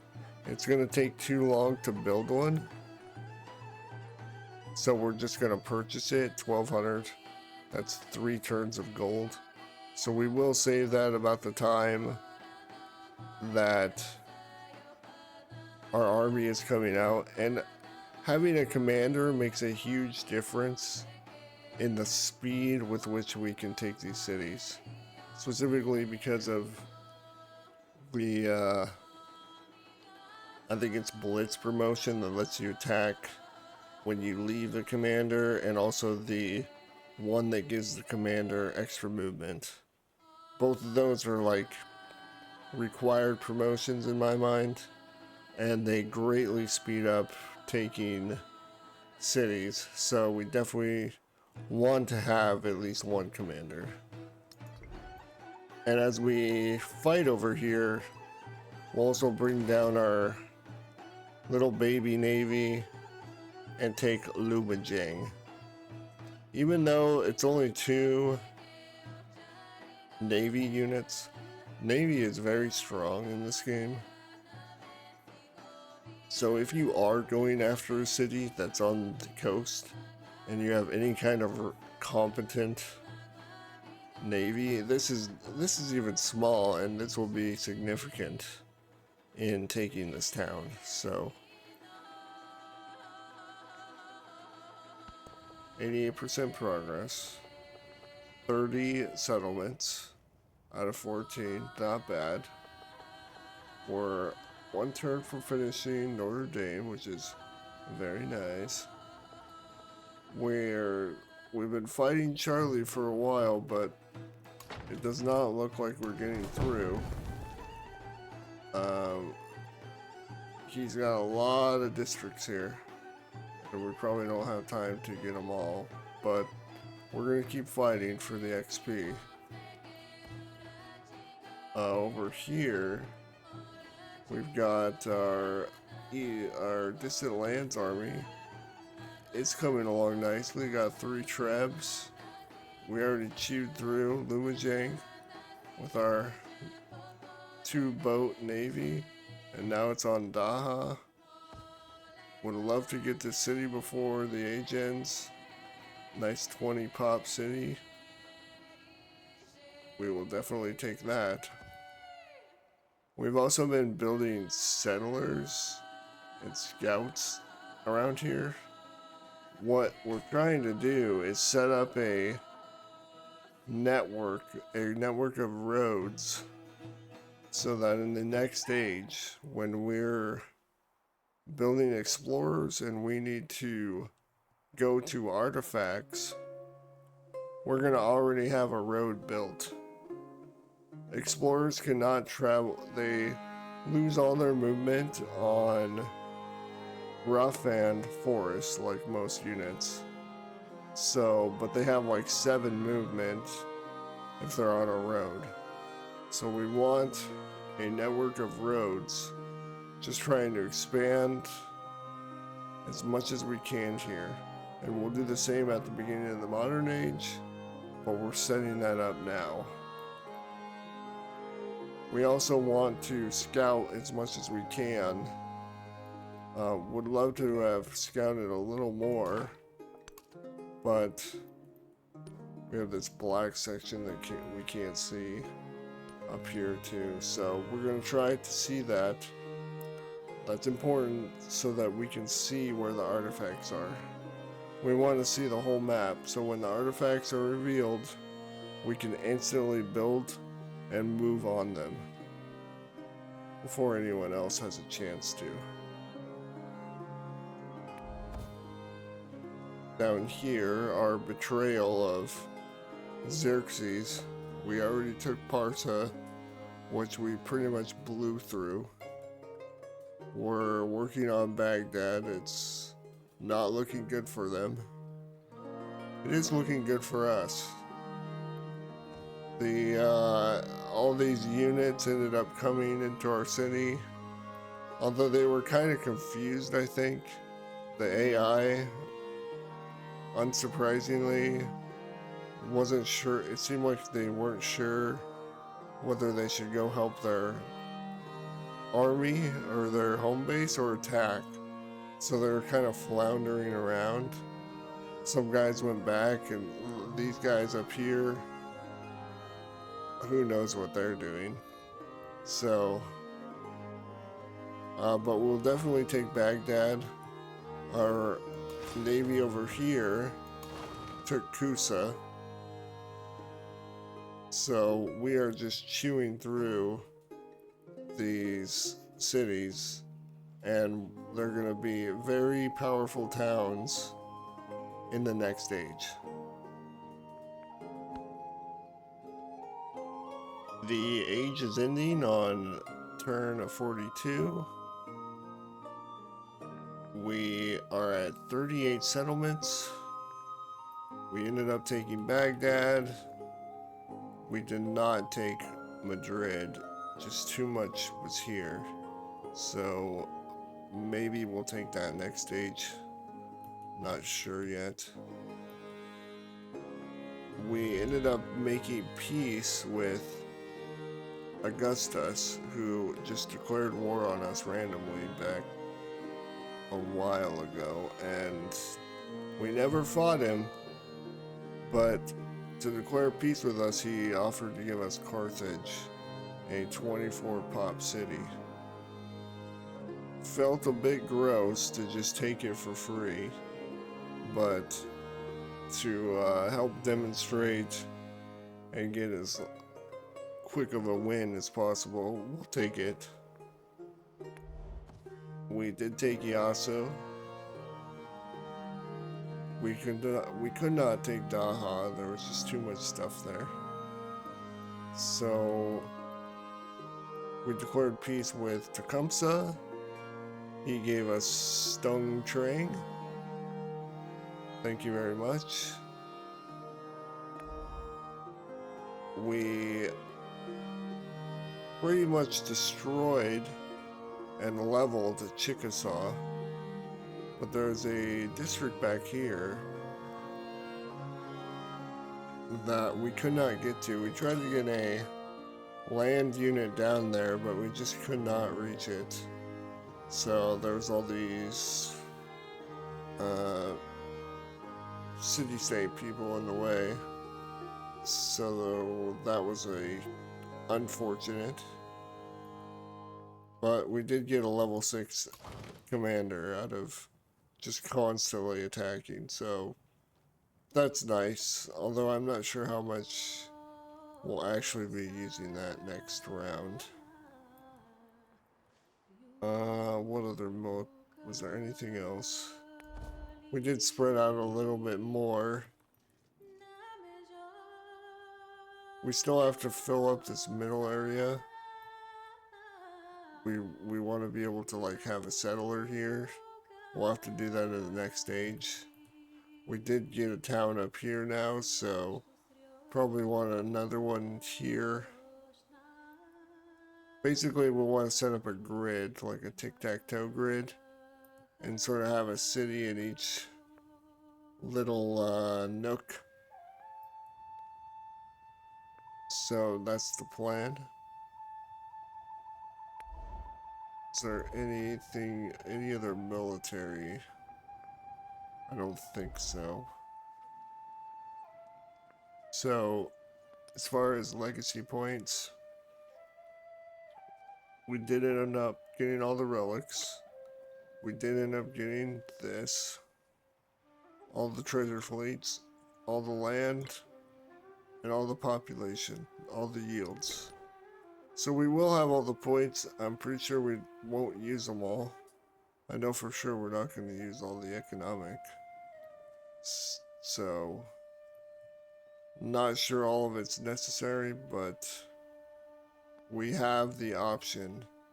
The other thing is, it's nice to end the age, ideally, with... I mean, I think it depends on the speed, maybe, that you're playing on. But I know for online, you can transfer over 1,500 gold into the next stage. And I think 250 influence. So you want to get around those numbers so that you have as much to spend right away as possible.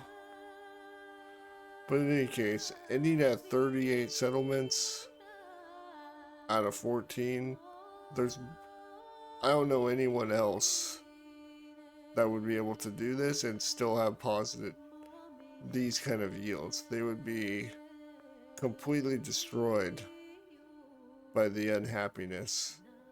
But Ashoka, he is a very happy guy. You cannot get him down. So on to the next stage. And now that we're entering the modern age, we're going to pick Mexico. Purely because of this effect. When we enter a celebration, we get plus 30% culture for 10 turns. It's more than possible to have a celebration every turn. So this is just plus 30% culture for the entire age. This is a lot of culture. When we're talking about 800 to 1,000 culture we're going to be getting, this is 200, 300 culture. And compared to every other civic I've seen, every other trait that a civ has, this one is just the best by far. As far as how short the age is, how quickly you can get it. if we just look at this unique district, it does have a +2 culture for every tradition slotted. So let's just say we have 5 traditions slotted, which we're not going to have, but it just makes the math easy. That makes this +10 culture and +5 and +5. So +20 total. We would have to build this unique district in 15 cities to get the same amount of value as this one trait.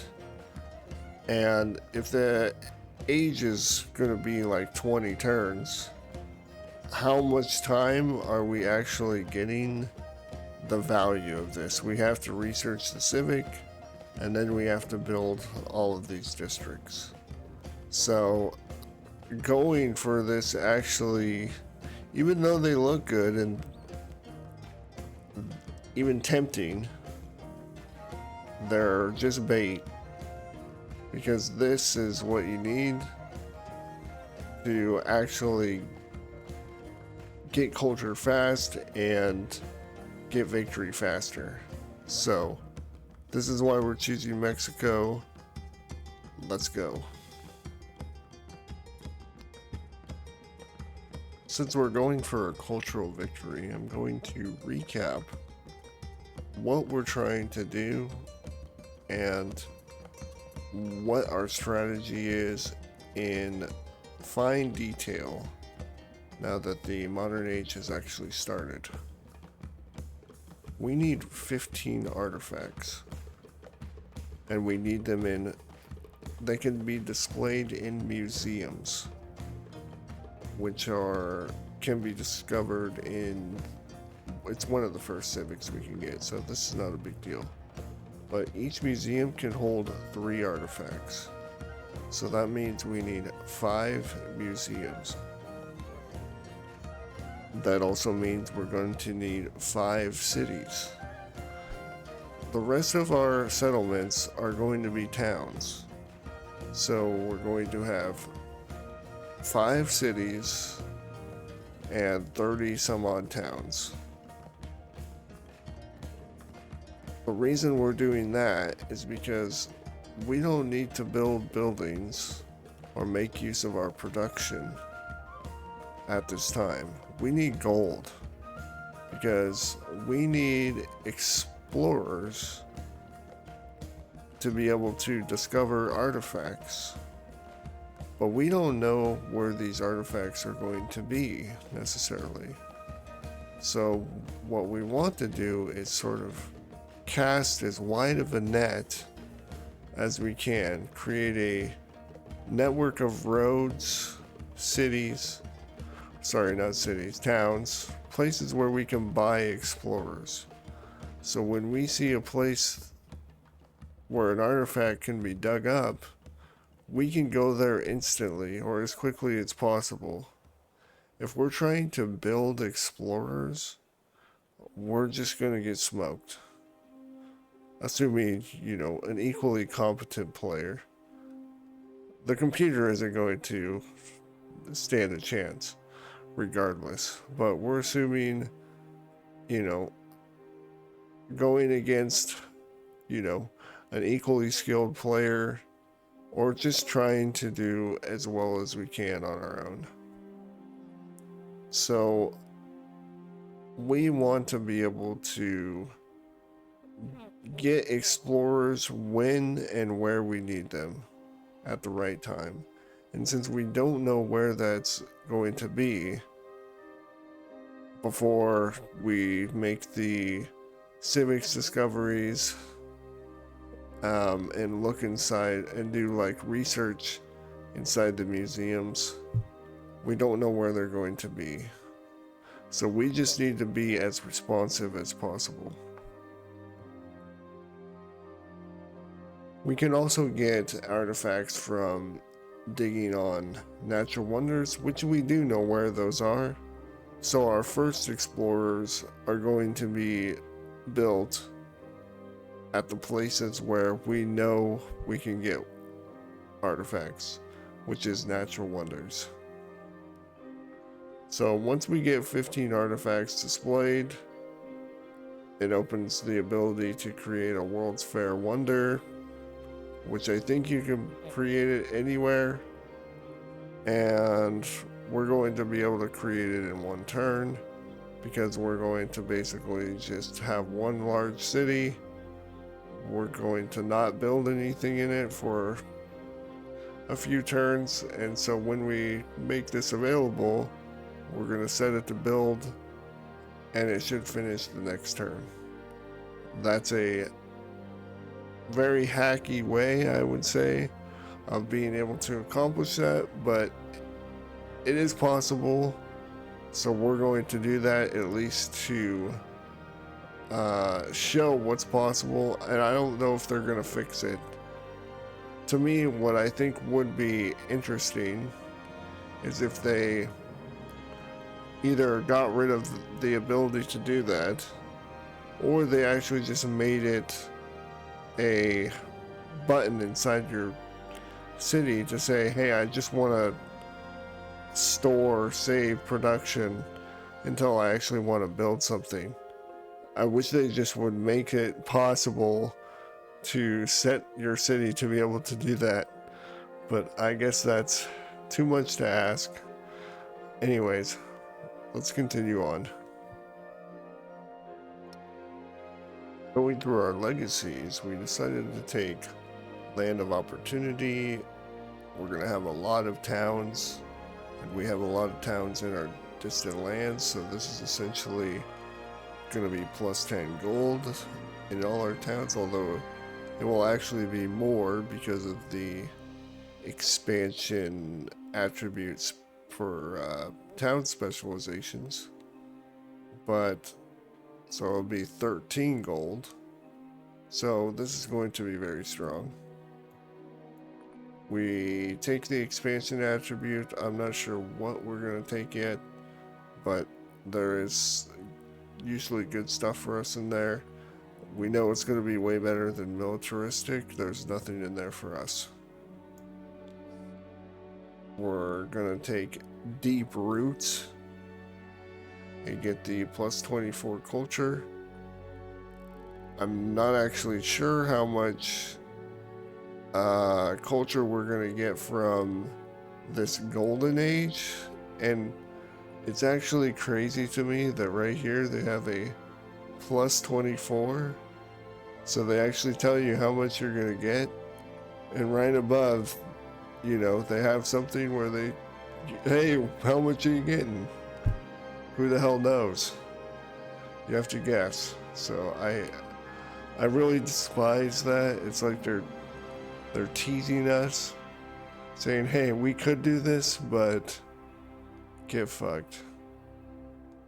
Anyways, we're gonna take this. We didn't actually get many cities converted, so I don't think this is gonna be more than the 24, which is sad. So did not do a very good job there. Could have definitely done better. We also take 2 cultural attribute points. They're just strong. We used our wild card for this one. We're gonna get like an extra plus 5% culture, so that's always good. We're also going to take 2 economic attribute points. We actually have 1 spare economic attribute point because we got the golden age, but these are actually not. We don't want to keep our cities as cities, even though we have a lot of them. We actually want them to be towns because we want to max out our gold. So we're going to let all our cities turn into towns and max our gold, because gold is what we want so we can buy explorers. So wasted economic point. That also means we could have just not gone for the economic golden age and spent more time to get the future tech. We should have done that. We should have gone for future civic instead of going for economic golden age. So that was a mistake. We're gonna get lyceums. Hopefully that's how it's pronounced. It gives +3 science per turn for each quarter. We have many settlements with the many quarters. We know in each town we bought the warehouse buildings, so there's at least 2 quarters per town. And if I remember right, we have 35 settlements, so this is at least, well, 35 times 3 is 105. So I would say this is at least 100 science. It's going to be more than that because there's going to be a lot of buildings that are still quarters. Or I guess it probably won't be a lot, but it will be over 100. And we also take the scientific attribute point for our... We're going to change the capital because it's just a free city to Ciudad de Mexico. These are our legacies.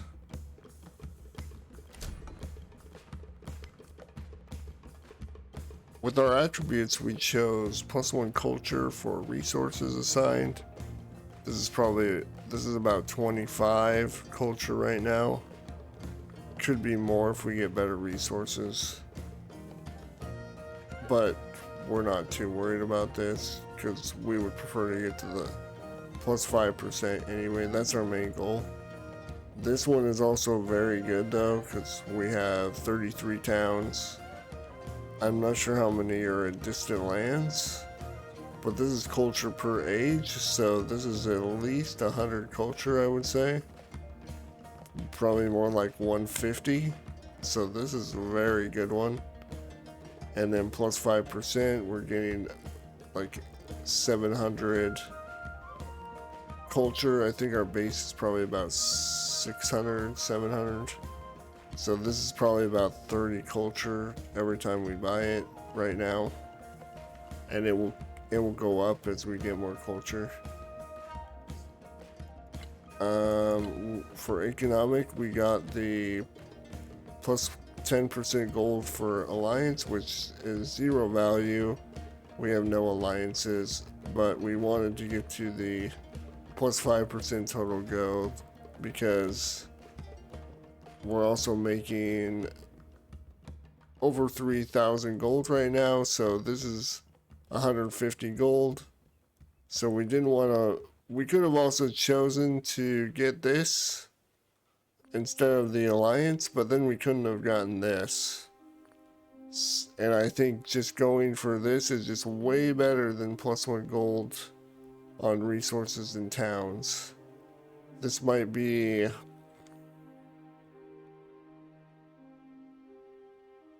This might be 100, maybe? I'm not really sure. It's not assigned, so it is a little bit more. But I feel like this is just... I know what this is, so I'm just going to go for this one. We'll just be happy with our 150 gold. For expansionist, we chose the specialization yields because we're about to specialize all our towns, or we have done that. And so this is going to basically increase our gold income for the towns by either 15% or 30%. This is already happening in the current yield. And we got this as well. This doesn't really do anything, but this is actually more of a wasted attribute point. I could have chosen a different memento because don't really need this. But I guess if we get this one, if we could get this one, the extra happiness would be nice for us especially.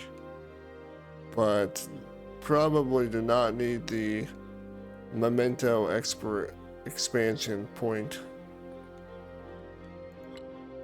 And for the scientific, we got the +1 science per age in towns.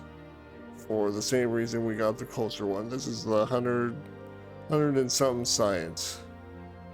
So pretty good attributes this run. We're currently getting over 3k gold, about 600 science, 750 culture. The happiness is good. That's going to give us a celebration in 1 turn, which we want to get in a celebration as quickly as possible because of our 30% culture trait. So this is not the most science or the most culture that I've ever gotten, but this is definitely the most gold, at least on turn 1 of the modern age. So we should be able to get a good amount of explorers with this, and this is what our whole strategy is based on, is being able to purchase as many explorers as we can when we want them, and they will cost thousands of gold each at a certain point. So we will use a lot of this gold. I'm just not sure how much. One of the reasons we're getting this much gold too is because we have made all of our most of our places, they are towns, and they are getting specialized. And we did pick the expansion attribute that adds plus either 15% or 30% if your town is specialized. So all of our towns are currently mining towns. There might be some worlds where you might want to pick something else, a different specialization, but I don't think that time is necessarily yet. The trade route range one might be worth talking about now. The influence one, maybe. You do get a good amount of influence, but I think influence, the value of it is not that high for this particular age. We don't need influence to really help us do anything. The one thing it could help us with is getting, like, we can use it to steal, which we have done. In particular, we're gonna need as much culture as possible, so it is useful for this. It's also gonna be helpful for getting any culture suzerains, because we want to max our culture. But other than that, and probably gold too, but that's not going to cost us that much, so I'm not sure that influence is necessarily that big of a deal. In any case, the point is, I think mining towns is just probably clearly the best to go for. It adds the most obvious value, and so just did it real quick. It's hard to go wrong. You really can't go wrong by choosing mining town. So all our towns are specialized, and we only have 5 cities, which are Ciudad de Mexico, Nagtipunan, Katsina, Yaso, we just captured that, and Gao, our second capital. We basically chose these cities because they are the highest production yield settlements we have. So that's the reason. They're the best towns to convert to cities. Because we only have 5 towns and that's all we want, we obviously have a lot of unassigned resources. We're focused on signing the production resources. But keep in mind, and it took me, I didn't know this for a while, but when things are unassigned, they get yield bonuses. So all of these resources are still giving us something. And actually, we would rather have +3 gold, +3 happiness over 6 food. It's actually better to not assign this one, in my opinion, which is sad. Unassigning something should be a consolation prize. In this case, it's just optimal.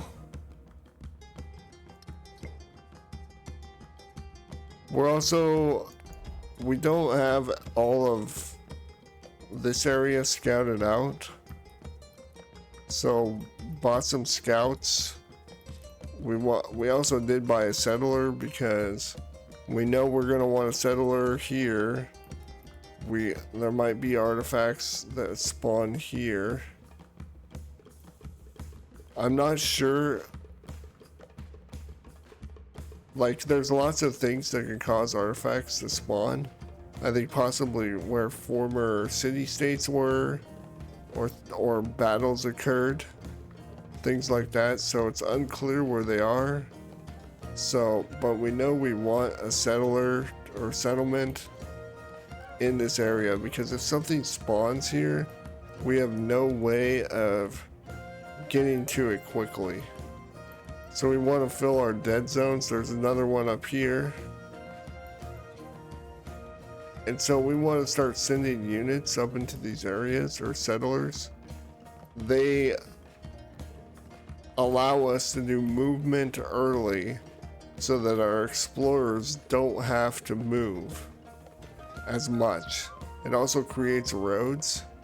Explorers move a lot better on roads than they do on rough tiles and all that. So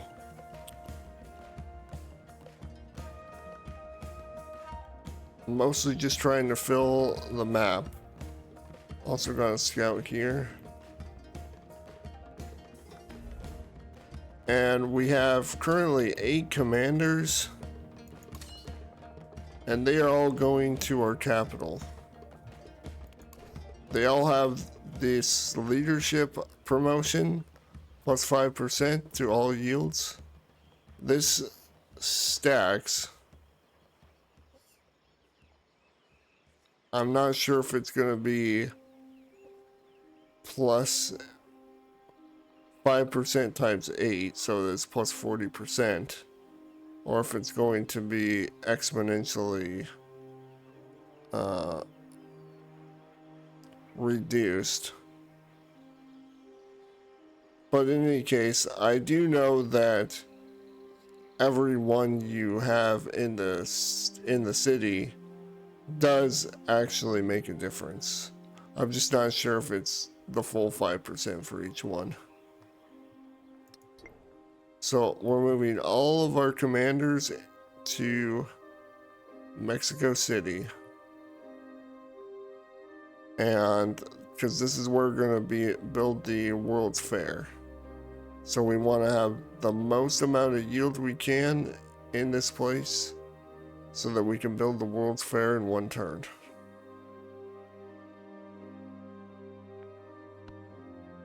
We end up finishing natural history on turn 3, which we could improve upon that. It could be done on turn 2, so this could be optimized. A little too low on culture here, but we're gonna go for natural history 2 next, because we want to get the ability to excavate artifacts on natural wonders. So what we actually did here, we bought explorers next to all our natural wonders. We have one here, Grand Canyon. We have Machapuchare. So we bought one there. We have one way over here. Which one is this? Cool Stream. Oh wait, that's Iguazu Falls. So we got one there, and that was our last. That's the only other natural wonder that we had, but we do have, we don't really have any explorers on this continent, Euro-America. So I bought the 4th explorer here in Carthage. You can see that we got down to 0 gold. So it's hard to get much more precise than that. Perfectly calculated. I knew this was going to happen. We're also sending settlers to our open spaces still. We actually did find another natural wonder here, or Guago. So we're gonna settle right next to it. Once we do, we'll purchase an explorer there. We're also sending this settler here. So if something spawns here, this guy is going up here. And we also have a settler coming down here. So just trying to cover as much area as we can still. And I think we have pretty good coverage right now. At this point, the only thing we need to do is focus on our explorers and optimizing our ability to get them and put them in the right place. So we are setting up our merchants. Let's set up our explorer first. So we found 2 in Asia America and 2 in Europe. 2 in Europe are over here. So we want to send our explorers to these dig sites. There's also these research, looks like a base, a vase. And when you click on it, it's going to show where places to dig are. This has already been done on the orange and purple continents. So we can see one here, and that is the only one I see. I'm not sure where the other one is. I don't see it. It says there's 2, but I don't see it, so it must be maybe up here somewhere.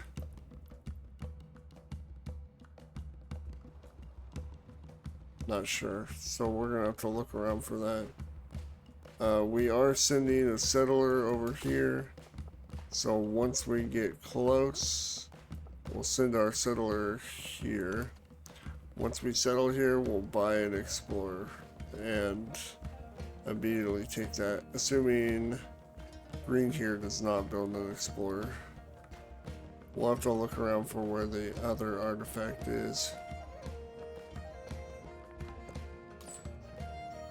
So with our merchants, we got a couple merchants. We want to get silver because we are purchasing explorers, and they are currently a couple grand. Let's look.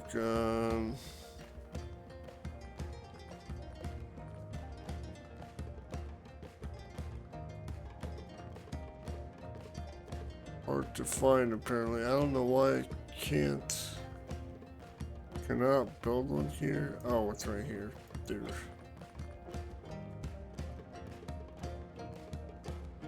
I was on the wrong thing. Usually the explorer's at the bottom, I thought. Here it is, 2,700.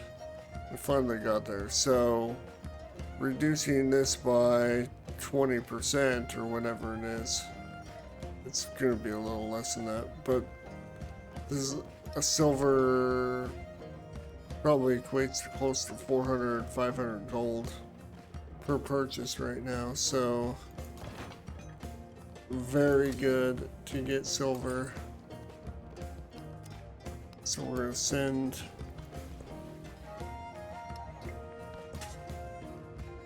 there. We'll send our guy to dig here. Here's our other merchant getting silver in Silicofa.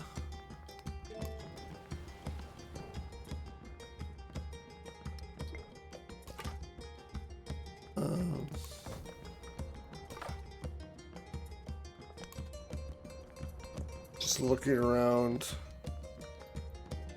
trying to, I guess we should probably send our guy up here, try and find that green dig site. It's got to be somewhere up here, I think, unless it's on one of these continents.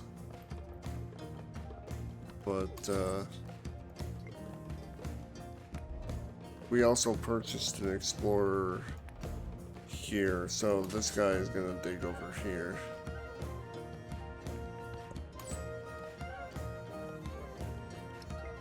And we're currently going for the next big step for explorers is to get hegemony, specifically the first bonus. Be able to research artifacts buried since the Antiquity Age, and you get a free artifact when doing that. So it's, if you're the first person to research these artifacts, you get a free artifact. So it's pretty huge to get this. It makes a huge difference. And right now we currently, oh, we don't have any artifacts yet, but I think we have like, let me see, how many explorers do we have?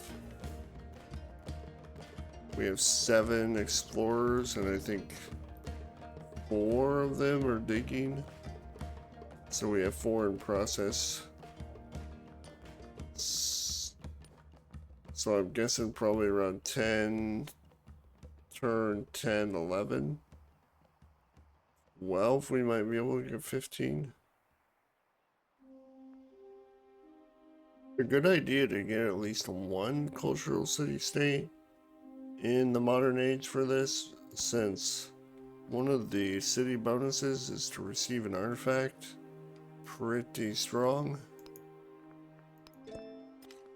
That puts us at 7 artifacts. So we have 8 to go. Now that we've discovered hegemony, there are not many civics that we actually care too much about. Everything else is kind of like, even our specialty or civilization specific civics, our cultural civic, what are they? Mexico civics. Even those are not like of any value at this point, really. So we're just gonna take fascism, because assembly line, the production from specialists, will actually help us for the World's Fair. So now that we're getting close to, we do want to make sure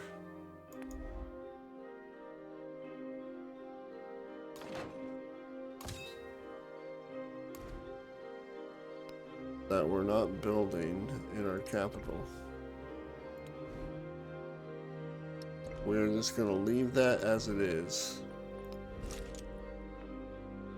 so that we can build up our production in this city and start overflowing, so that when we do get World's Fair, build it in one turn.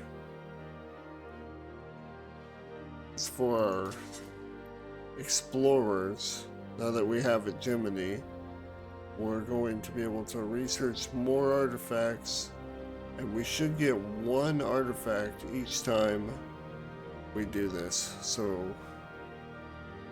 we're currently at 7, correct?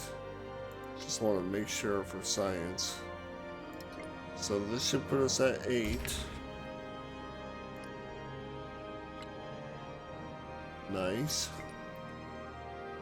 This will put us at 9. And I know there's one other one. this guy.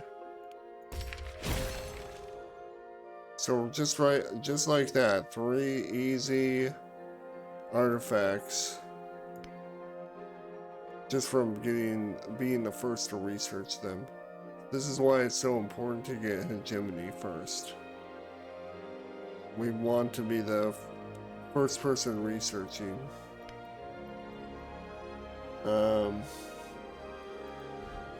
I'm not sure if we know where the green one is. Oh, we do know. Oh, this guy's already digging now? So, I guess we're gonna buy another one here.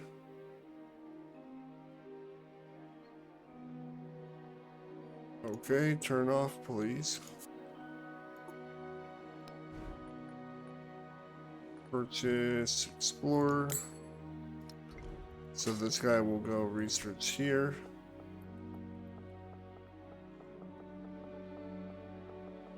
Oh, by the way, that hidden Euro America artifact was right here.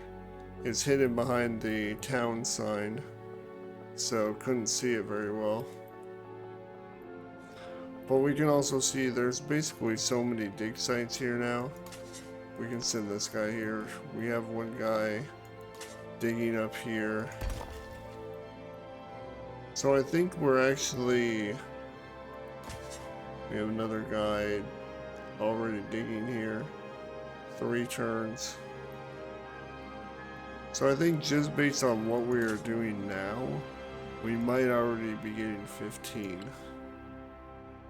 It's just we just have to wait for it to happen.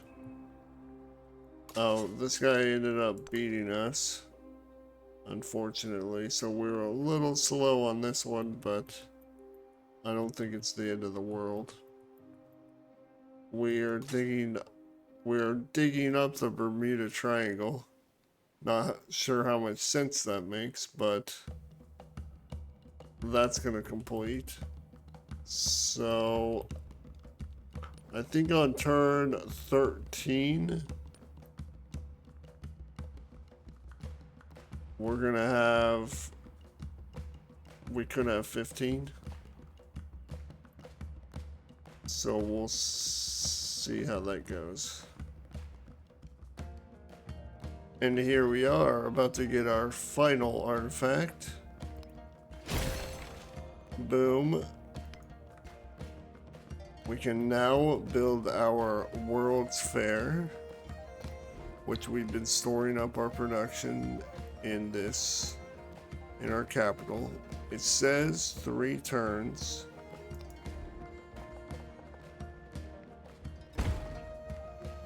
Now it says 2 turns. So I guess that's gonna put us at turn 16. But now that we're building that, we're just gonna continue on. No need to do anything else, just let this thing build. Oh, and it builds in 1 turn. World's Fair completed in 1788.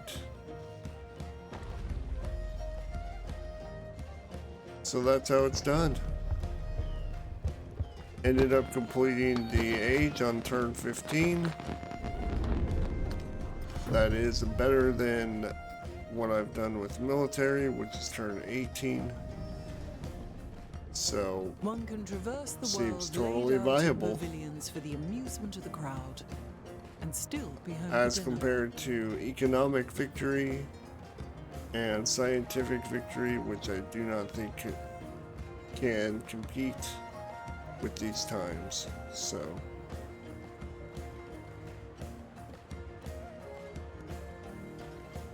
and we get a beautiful romantic candlelight dinner for 2.